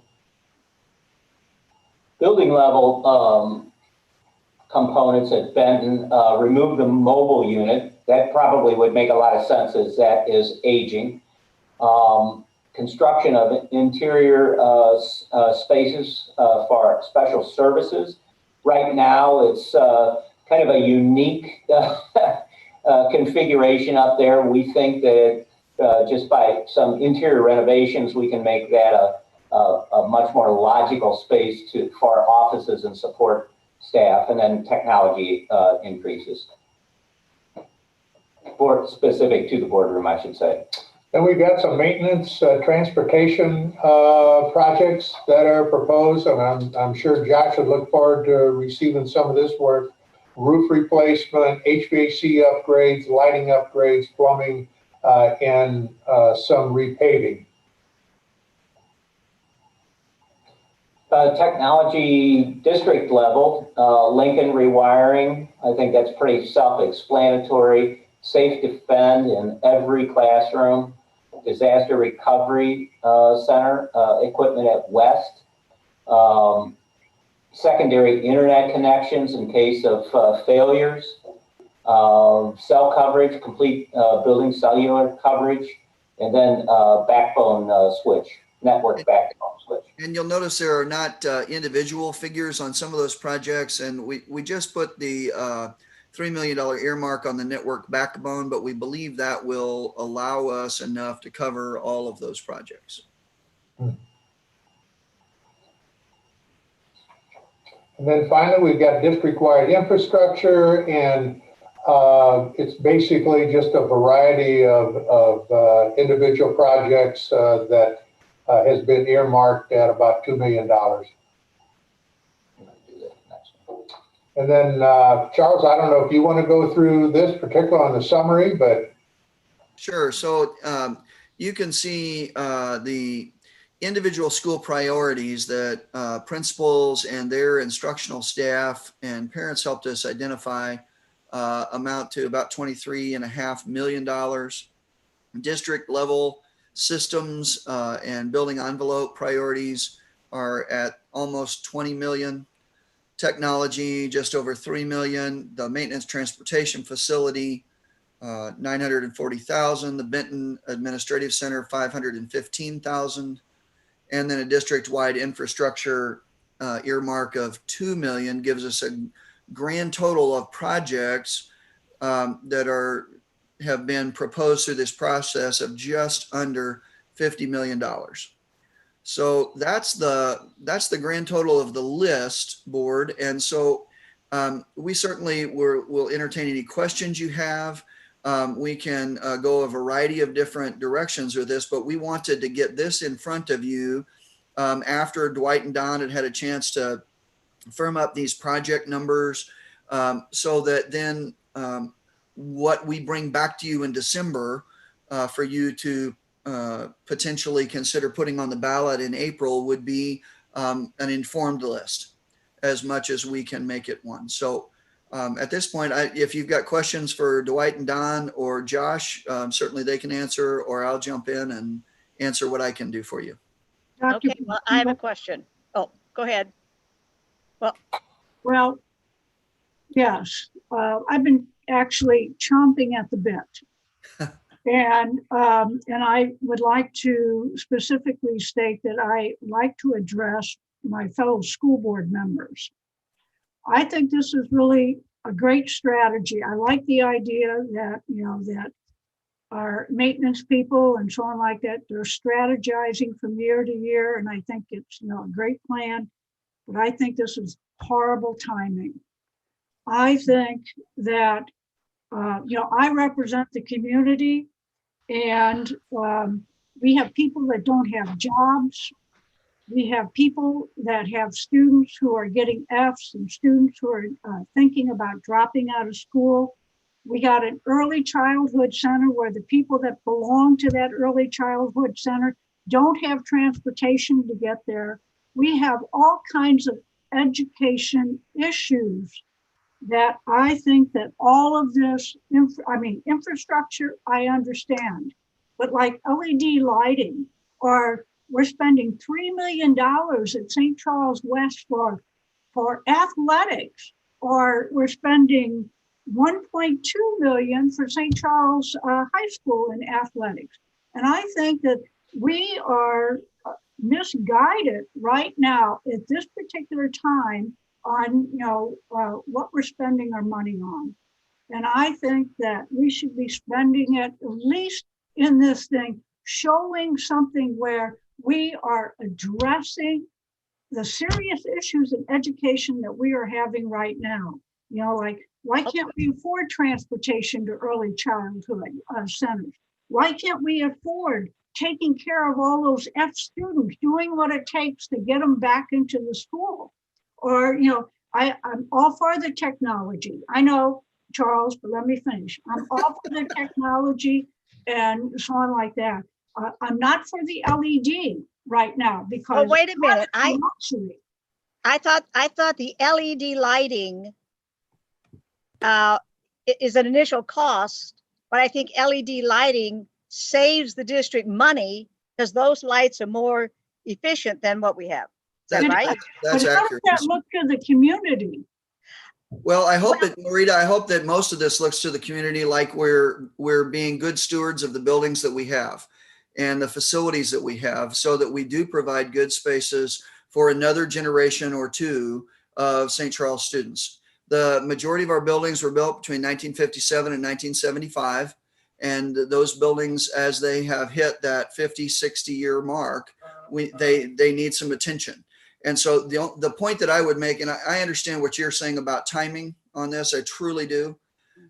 From the standpoint of this, these projects can't happen short of a bond issue, but we would have to continue to address repairs on roofs and on building envelopes and systems that if we can do these things in a bond issue, then those items actually move out of the operating budget and give us more money.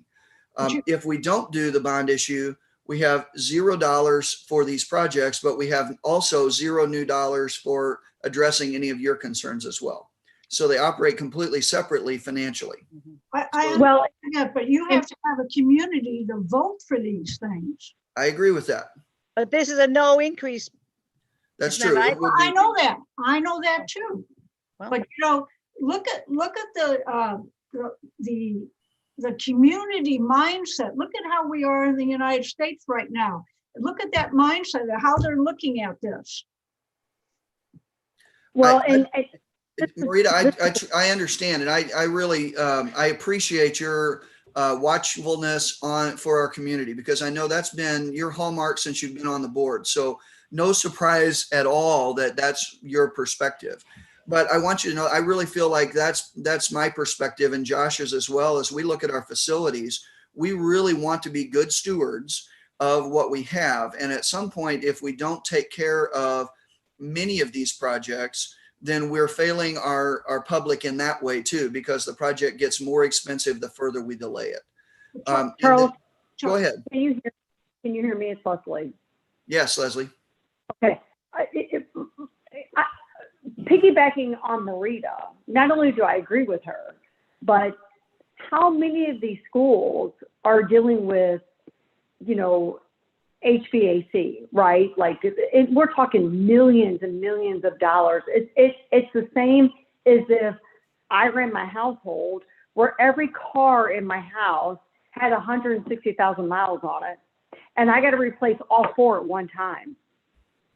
I don't understand why so many of our schools are suffering the same consequence at the same exact time.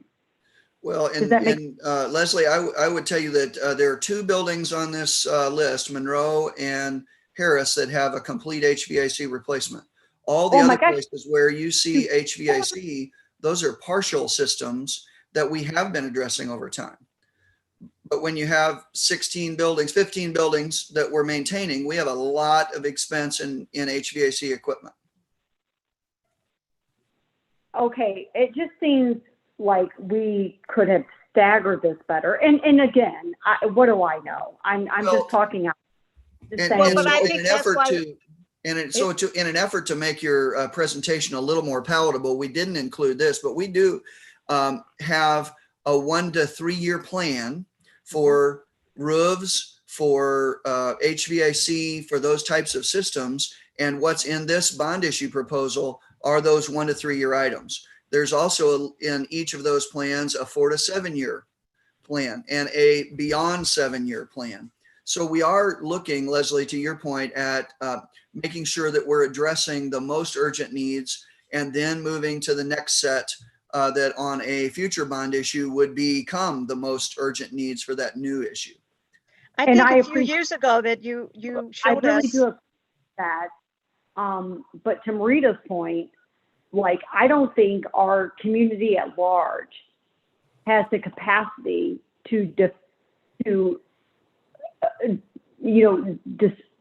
I can't think of the word, but basically discern the difference.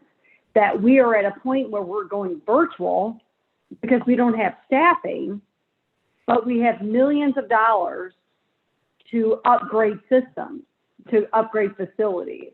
I mean, if we agree to this, we have a lot of communication on our hands. We have a lot of projecting the difference to our community that doesn't understand why their kid is now relegated to virtual learning, yet St. Charles High is getting a $2.5 million HVAC St. Charles High needs $2.5 million in HVAC because they have 2 really old chillers. So those things drive the AC, and I would be more than willing to talk with anybody about it, but I understand your point. I do. I know, and I understand your point. I get it. I get the difference. I get the budgeting difference. I get all that. But we're talking about what our community sees, what they feel, what they're benefiting from. I agree. And so we have a lot of work to do. If we approve this, we have a lot of work. Leslie, I'm going to chime in for a minute with, you're right, timing. Everyone in the nation, including our district, is pandemic weary. But every time we do a bond issue, we first know the needs and approve. But once that's done, you're right, it's a good PR job that we have to help the community understand that all of these items that are going on to a bond issue are we are doing a systematic planning so that we don't have some catastrophe kind of a expense coming down the road. I've been watching even before this year, but with Charles's help, we've created a scheduled maintenance list. I saw it a couple of years ago anyway, where we were addressing things in a routine fashion and then saying, yes, we'll keep this up to date and our facilities in good condition. I agree when you say, well, what's the public feel if we're sending kids home for virtual and yet we want to upgrade the buildings? Because temporarily, maybe some of our kids will be in a virtual, but that's in that bond issue. We're having to do some technology things. And then when they come back to buildings, you want kids to learn, and they aren't going to learn if the air conditioning goes out, or if the roof leaks, or if the windows are letting in air. We want buildings. Or if they're home. I would argue, or if they're home, they're not going to learn. Well, but your point that you made about 4 cars with 100,000 miles on, 100 whatever, if we wait and then everything slaps us in the face, then when we're doing it, then we can't do justice to this district and what we're trying to keep things in good working order. So even in your own home, you routinely have to keep putting on a roof, fixing air conditioning. Understood, Donna. Understood 100%. My point was not that you don't replace the cars. My point was, why would you replace all the cars at one time where you have 4 car payments? We're not buying all new air conditioning systems. We're not buying all new air conditioning systems. We're buying a lot. So Leslie, let me go back and to your point, we do have a lot, and I questioned that number at St. Charles High specifically because what I know is that in the last bond issue, we replaced all the HVAC in A building, but A building is only a quarter of the space in that structure. And so the 2.4 then replaces the chillers and some more in that structure. And so I would argue that we're not replacing all the cars. And the price tag is very high on that HVAC, but we're not replacing all the cars at once. We're replacing only the ones that are going to fail us potentially in the next 1 to 3 years that would need to be addressed. But to the greater point that Marita's made, that Leslie's kind of chimed in on, obviously the question of timing ultimately becomes an issue for the board to determine. We just are bringing projects to you because we feel like there's value in making sure that we are being good stewards of the buildings that the district owns and operates, because we know we're not likely to grow much, folks. I mean, and we can see that just because our district is built out, but we're also not likely to be surrendering 1 or more of these buildings and not operating it in the future either. So the process is just one that comes as part of a normal cycle for the district to every 3 or 4 years look at those things and bring some things forward that would rise to the level of either in the case of building systems being in that urgent category, or in the case of some of the other issues being things that our instructional leaders have come to us and said, we really need these additional resources. So that's the process we've been through. I think it's been one where there was a lot of fidelity and a lot of thought given to it. But again, back to Marita's point, we are in a pandemic. We know that we've never, any of us, been in this situation before. So if I were talking to you about anything that would pull away from our ability to address the issues that we're seeing with our students in terms of learning, I'd be the first one to tell you we shouldn't do it. But this is work that we would do without raising someone's taxes beyond where they are now, and without impacting our operational budget by adding anything to it. In fact, as I mentioned before, it actually would move some things out of the operating budget because Josh's maintenance guys would spend less time on some of those older HVAC units and older roofs than we currently do.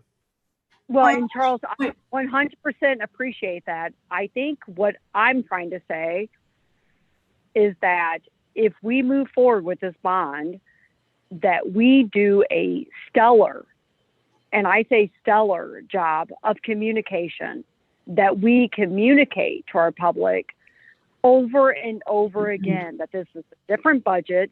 This is something set apart from why we can't staff our schools and to send them virtual. You know, we just have to do a really good job at communication. I mean, over the top job, if you will, because I think a lot of parents are going to be very concerned that we can afford new air conditioning or new flooring, yet our high school kids are stuck at home because we have staffing needs. That's my whole point. We could pay $1 million and we're not going to get subs. Right. All right, Charles, this is my point. I don't want you to think the essentials like HVAC and so on like that. That's essential. Roofing is essential. Windows are essential. Those are all essential. But what I'm saying is, why can't we take some of that non-essential stuff like 2-story addition at Hardin Middle School, for example? Why can't we take that out? Or why can't we take out the floors just because they don't match another hallway?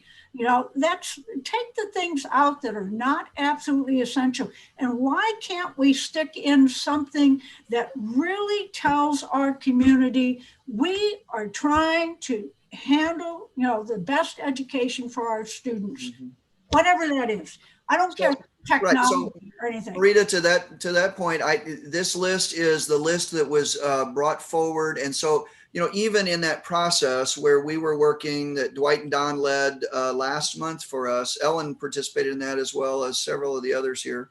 Thank you, Ellen. And we didn't attach price tags to all of that because we weren't certain on that. And so that's where we then doubled back to Dwight and Don and asked them to give their best guesses. So if that's a concern of the broader board that we reduce the cost, we can do that. But I'll tell you that the difficulty in doing that will be to some degree in who gets what their instructional desires and who doesn't for their buildings. But I mean, if that's what you want us to do, I certainly, as you know, I want to follow the will of the board on this for certain. And so we can certainly try and bring back a pared back proposal to you. It doesn't have to be pared back. It just has to be modified, to me, to include something that the community can really understand, you know, now, today, what's happening now. That's all I'm asking. So that they can see an instant educational value. And, Gotcha. you know, and Ellen, didn't you? Excuse me, Donna, but my biggest thing that annoys me, we are going to be paying our community is paying $2.4 million for Lewis and Clark. How in the world does the tuitions from the other school districts cover that $2.4 million? Over time. Yeah. You know, that's a great question. I wonder, do the other school districts contribute to Lewis and Clark, considering they all benefit from it?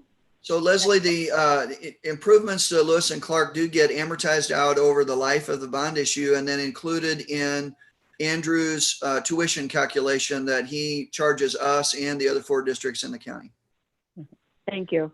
And Ellen, I think I can speak for well, I can't speak for anybody, but I will speak for myself in the sense that no one doesn't want to do these things. Of course, they're necessary. Of course, they're essential. Of course, I want to see our buildings at top capacity. My fear is in the communication and the optics and I just want to make sure that we spend an abundant amount of time communicating to our public that this budget is much different than our general budget, if you will. That, you know, this is a bond issue. And I just want to make sure that Chris is on board, that Jason's on board, that everybody's on board, that we communicate. Because I don't want to deal with the idea that all these parents are going to be like, wait a minute, we're low on staffing, yet we have all these millions of dollars Sure. to do these facility needs, which are true needs, no doubt. I don't disagree with the needs at all. I just want to make sure that we communicate the difference. I think Does those that are make good sense? points, Leslie. And I think that however we proceed, if we're going to move forward, communication is going to be the key, because if you're like our last time around, we had a similar amount on the bond issue, but we had a headline project in the Early Childhood Center. So that was a very exciting, easy to sell in some ways project. It's a whole lot less fun to try and sell people on HVAC upgrades and roof restorations and replacements. But goodness, to me, the word that I keep coming back to is stewardship, that we need to be good stewards of the facilities that we have. And so regardless of the size, you guys give Jason some parameters on what you'd like to see us do. We can try and reduce the amount. We can highlight specific projects. We can do whatever you'd like for us to do. But I think we're really going to have to sell it as what it is, which is looking at a set of aging facilities and saying, we want to be able to use these another 50 years and we want them to operate well. And so this is a good step in that direction. Leslie, can I just have a minute? So we're all chiming in. I've almost lost my chain of thought. One, I'd kind of like to hear from Ellen, because she listened to the community, and we're already speaking. I want to hear Ellen's perspective, but I also want to say that, and nothing against Dwight's business, but I don't want to keep going back and spending more money trying to rehash and rehab and redo a bond issue. The sales job that is going to have to be, yes, this is good stewardship of your money, and the fact that the state is giving us less money to operate on. And by doing a bond issue, we can free up some money in our budget to handle classroom needs and instructional needs. But if we have to keep maintaining all of these facilities in our present budget, then we are taking from the kids. But Ellen, you listened, the community had something to say. I'm wondering what happened to the results of the second meeting. We took all these items, and the site items, the 36, 3 from each facility. We prioritize them in order of importance in the small groups. And our group prioritized number 1, health and safety, number 2, instructional value, and number 3, cosmetic. Right. And so I guess that was kept track of. We decided that fixing the steps of the girls' gym at St. Charles High was low priority, and the sidewalks aren't really that bad at St. Charles High. So we numbered them 1 through 36, and I guess Dwight kept track of those. Yeah, But so those are all actually in what you saw tonight, Ellen, but we didn't include their rankings. But yes, we do have those numbers for sure. Yeah.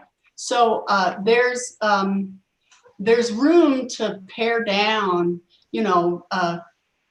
something that isn't essential.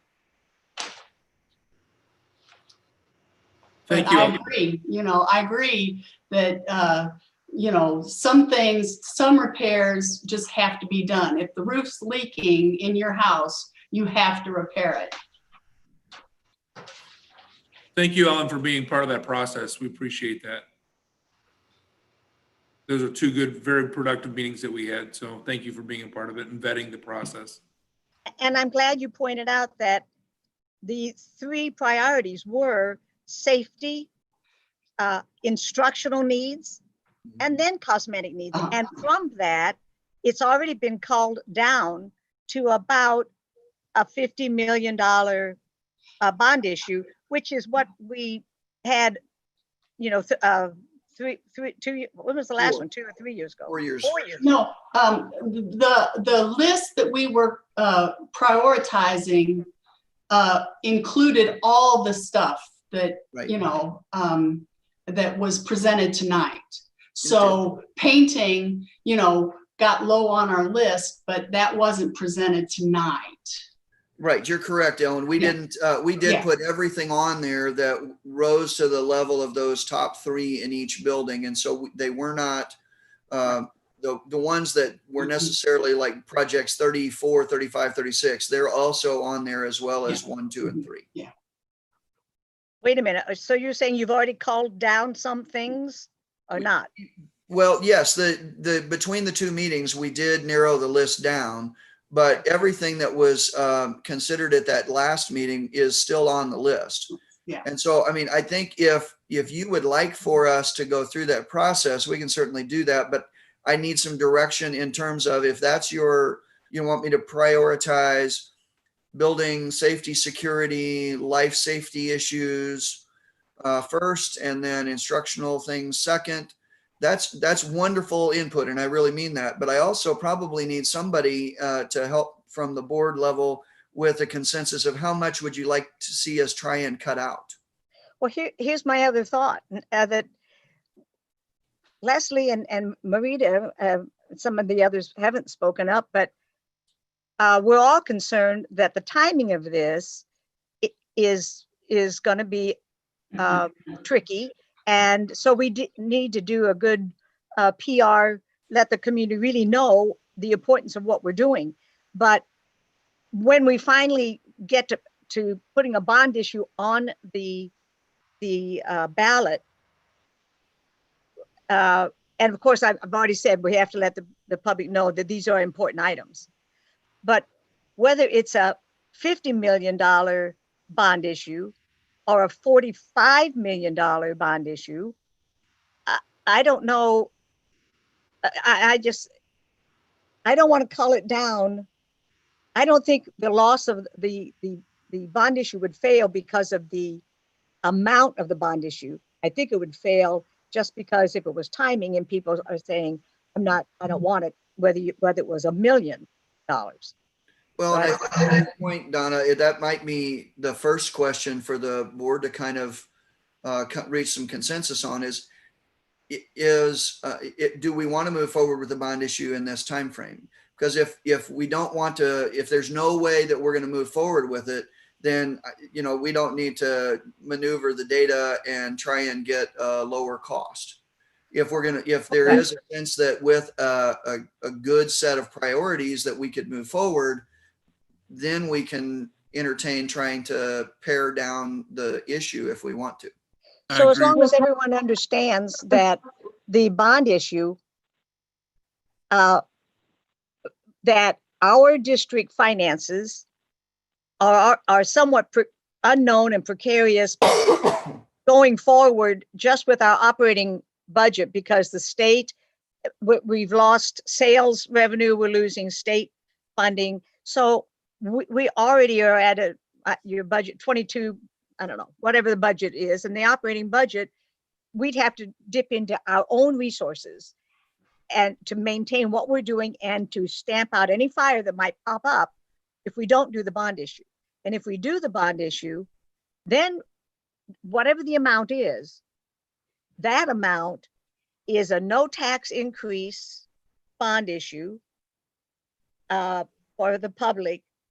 And it frees up, and I'm just restating so that it will free up more money in our operating budget. Is that correct? So, Charles, I would argue it's not about going forward with a bond issue. I'm not opposed to going forward with a bond issue. What I'm concerned about is how advantageous are we about educating our public about the difference about the difference between the bond issue as opposed to our general budget where staffing and teachers and that. I just want to make sure that if we go forward with this, that we are ready and capable of taking on a huge communication project. It's going to be a huge communication project. That's what I'm concerned about. I'm concerned about the communication around it. I'm not concerned about the project in and of itself. I know all these things need to happen. I'm completely on board with all these things happening. Yeah. I just want to make sure that our general public seems different. Right, and as you probably are aware, I'm saying, preaching to the choir here, Leslie, but you know that the district is limited in its ability to communicate this out. We can give information about all these projects. We can't ask people to vote yes. And so that's where Jason would jump in with helping identify some folks, and probably you as board members as well, identifying some people who could be a campaign committee that would really be free to raise funds, spend funds to ask people to vote yes. But as a district, we can't spend our own funds to ask people to do that. Well, and that's my concern. And so you just reiterated my concern. So that's my question is how are we going to get this out? Do we have a coordinated effort to get this out where we can communicate properly our constituents on the big difference? And you know, and I think we can, I think we will, and I'm happy to participate in any way I can.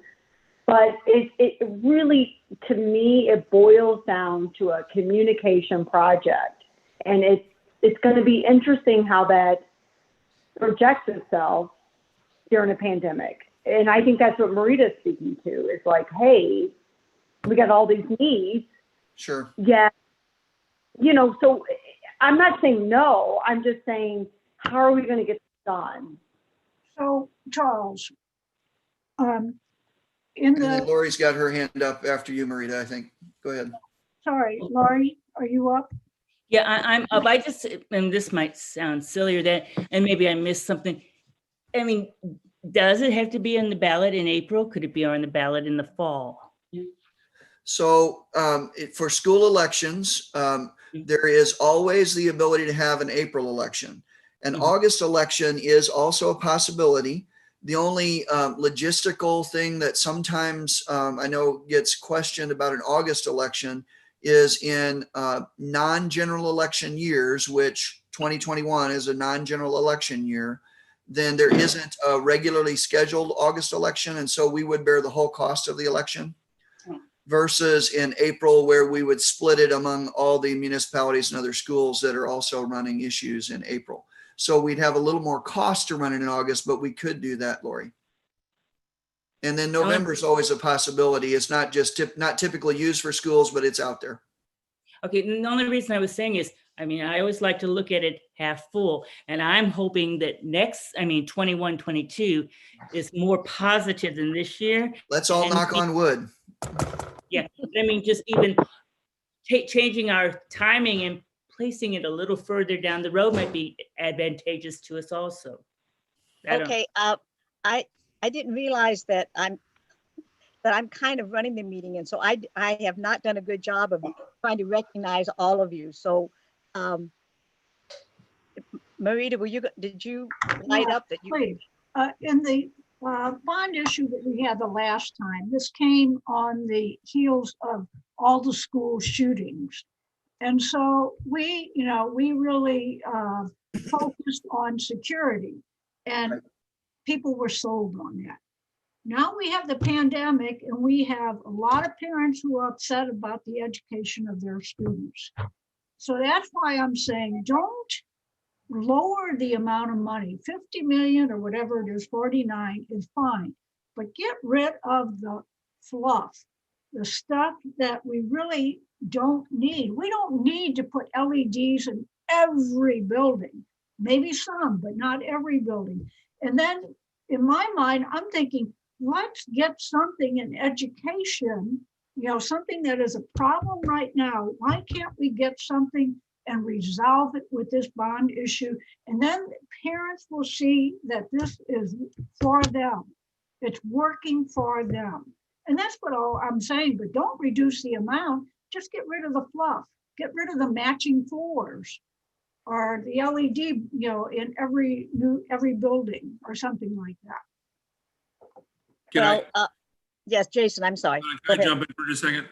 Leslie, I'm going to go back to your thoughts and comments on the importance of the campaign and just getting the information out. So I've been part of this process with DHA and with Charles in our meetings and helping run the front part of it, but the back end of it with all the communication and all the campaigning and all the information that has to come out.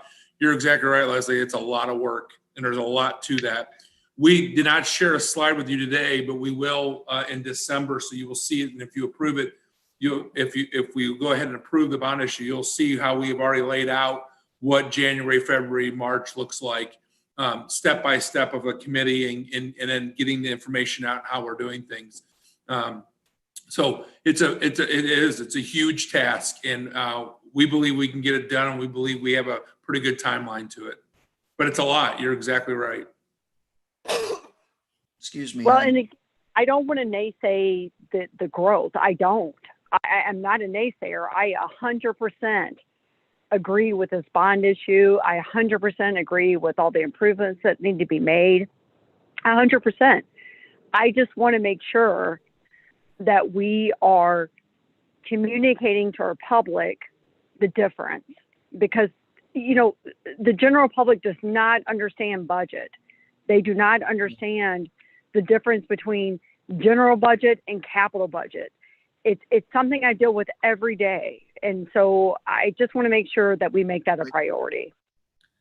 Yeah, and Marita has hit on that for many years on the board, and Leslie, I agree with you on that as well. That sometimes our biggest struggles are really just communicating what we know, just because we're part of the board or we're part of the administration, but our general public doesn't. And so you're right. That's an ongoing point that we need to emphasize for sure.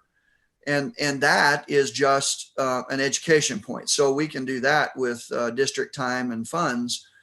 We just can't ask for people to say yes with those funds. So if I might, maybe the in the interest of moving this forward, what I could do potentially would be to work with Josh and Dwight and Don and Jason, and certainly if you have other specific thoughts, but then bring back to you next month really 2 tracks. One that would attempt to more clearly identify why the current list that you saw tonight makes sense. And then another that maybe is less expensive, more focused on just the bare necessities. And then the issue of when to put the issue on the ballot, is truly a timing thing that is above my pay grade. I think that there are a lot of reasons that April makes a lot of sense. It's when school interested voters come out naturally because we have board seats up. And they're also they're also generally local interest voters because we also have the municipal elections that happen then. But to Lori's point, we have other options available next year if that, between now and December, you decide that because of the pandemic or other reasons, this isn't the right timing. We just need to bring it back to you in December if we're going to hit the April date. And so that would be our kind of reasoning for bringing it back then. Would that be an acceptable way forward, maybe? So Charles, would that include putting something in there that is more enticing to our pandemic era problems? Well, Marita, I think we can try and highlight those pieces that are helpful to us due to the pandemic, like that 3 million plus for technology upgrades and some other things that would be helpful to our teaching staff, to our parents, to our students through that for sure. Okay, as long as there's something there that will entice people. So I think that would be very beneficial, Charles, So, that somehow merge the two different budgets, if you will, Sure. for lack of better terms. If we can merge those where our families are going to see the benefit, I think that would be hugely beneficial. Well, and honestly, I mean, he's lurking in the background here, but I maybe begin to work with Chris on like how we could present it well, as and not a vote yes on this, but just to make sure that we're making the right points about why these projects made it onto the list. so this, Well, this your item, board, your benefit, we can work to your benefit on Sure. voting yes. Your board can do that for you. Absolutely. Well, we can all do it on Okay. our own time. We've just got to make sure we're not being paid at the time we're doing it. right. Tonight's we're- item, we're item good. 8 this is a discussion item, so we don't have a vote. But I think, Charles, with your suggestion, if it's not going to throw our timeline off, if we do decide to do an April ballot, if coming back in December won't throw that timeline off, then it looks like, No, it doesn't. okay. So board members, let's go ahead, not to table it, but bring it on to our agenda next December for the December meeting, and then we'll look at the two different Sure. two different proposals. Well, I really do appreciate all the input of all of you, because this was as Don and Dwight worked with us, and Josh and I have worked on this, and Jason. This has been our biggest concern. Is we know some of these projects really need to be done, but we really want to make sure that we take into account as broad a perspective that we're able to explain to our public why they need to be done. And so I really appreciate all of the input from the board. Marita is always good if she has a question to shoot it to me ahead of the meeting. And so she'd give me a heads up that she had questions. And, Marita, you won't be surprised that I thought, that's not a surprise at all. And so I really appreciate all that every one of you have brought to the discussion tonight, and we'll try and polish it up and bring it back to you next month with some options. Okay, I appreciate all the input and all the work already done, and then we'll look forward to talking about it in December. So we're going to move. Donna, this was good conversation too, and then we kind of set it up that way because we thought we needed to have a lot of conversation and not pressure on a vote tonight. So I want to echo what Charles said. Thank you all for your input tonight. And thank you for BHA, and Josh, thanks for being here as well. We appreciate it. I think it did clear up a lot of questions that we needed to get out and bring into the light. So Sure. It was very good. I appreciate it. So welcome Josh back, and we're going to move on to item Thank you. 9.01. I thought I'd get a chance to finally announce the favorite part of our program, but no, That's Josh right. is back. So, sorry to Dwight, Don, and disappoint, Josh, if you guys need to leave now, you can. But this is the best part of the board meeting coming up right now. It's our favorite part. Although before we get into that, Charles, I feel that for the public watching this on YouTube, I have to explain, because of my day job, I can't be a part of the conversations around bond issues. So that's why I blacked myself out, and I asked Donna to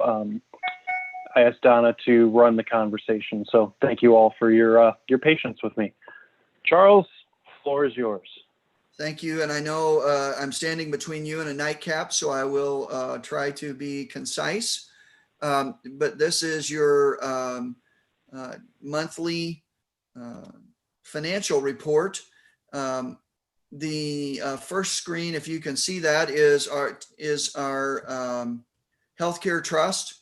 We went up by about $200,000 in the healthcare trust this last month. And if you notice, our trend continued in pharmaceuticals. This was our low month, which accounted for about $100,000 of that increase. So the healthcare funds continue to go really well.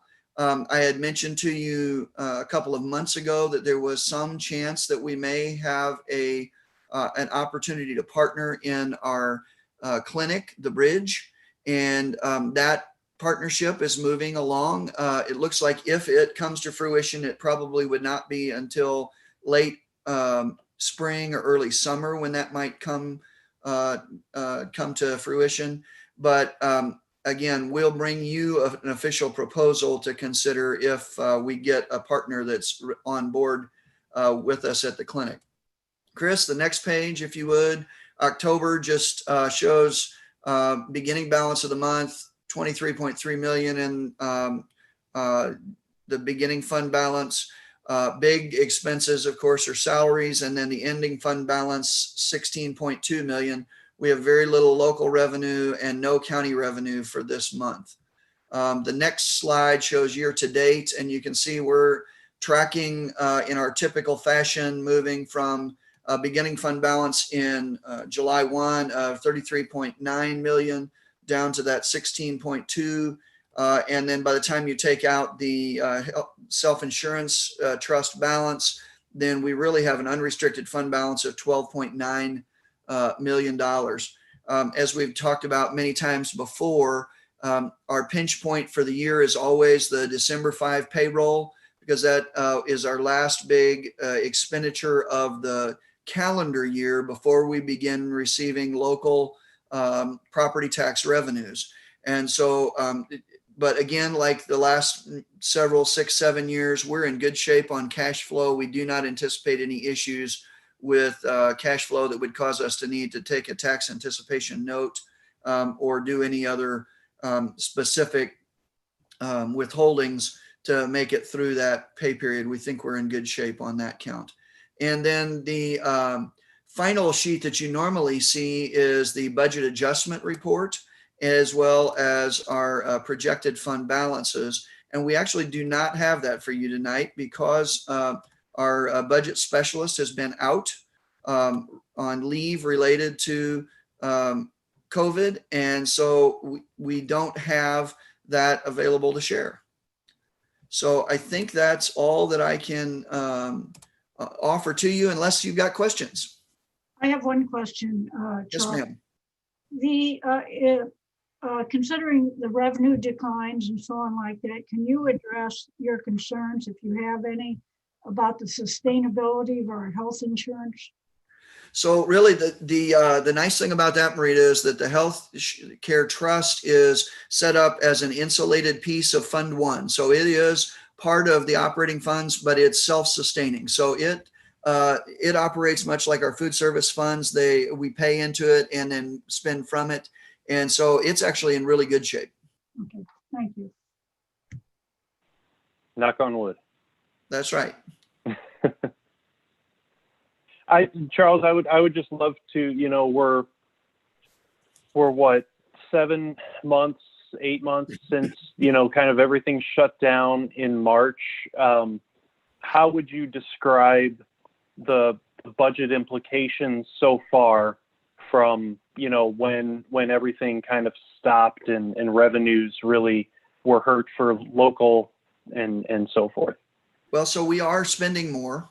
We've added a few staff. We're certainly, you authorized us to spend more on our substitutes if we can find them. We've certainly spent a lot on PPE for our staff and cleaning in Josh's area.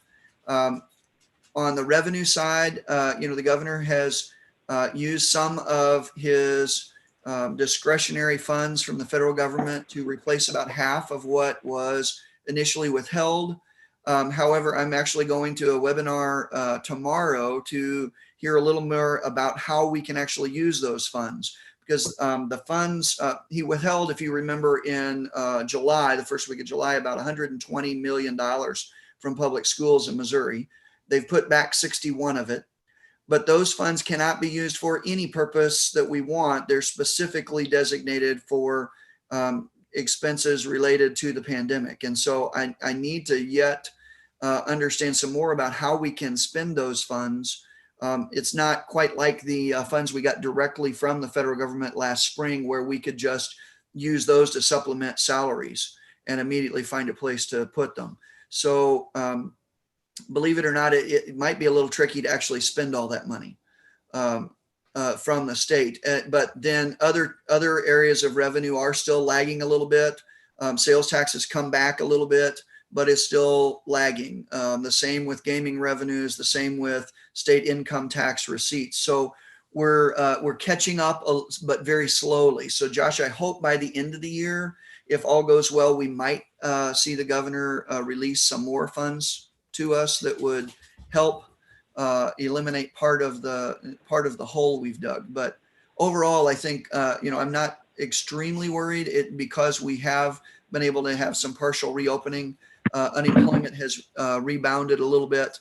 And so those are the key factors we're just going to have to look at, is what happens with that unemployment rate, what happens to assessed values going into next year. And so cautiously, not optimistic, but I'm not being pessimistic either at this point, I think. What about the money saved around like that 70,000 that was spent on employee benefit with food? Well, so like with anything, Leslie, I mean, we certainly try and spend as little of the budgeted funds as we can. And so all across the budget, not just in that area, we have asked principals to be very conservative in their spending, in their discretionary spending.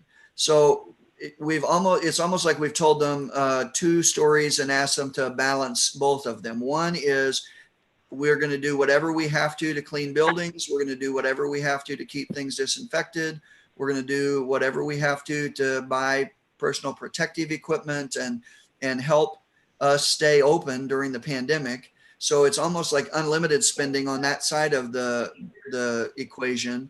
And then on the other, we've asked them really to be very, very vigilant in any discretionary spending, and particularly in terms of capital expenditures. And I'd say at this point, the principals are doing a great job of trying to thread that needle.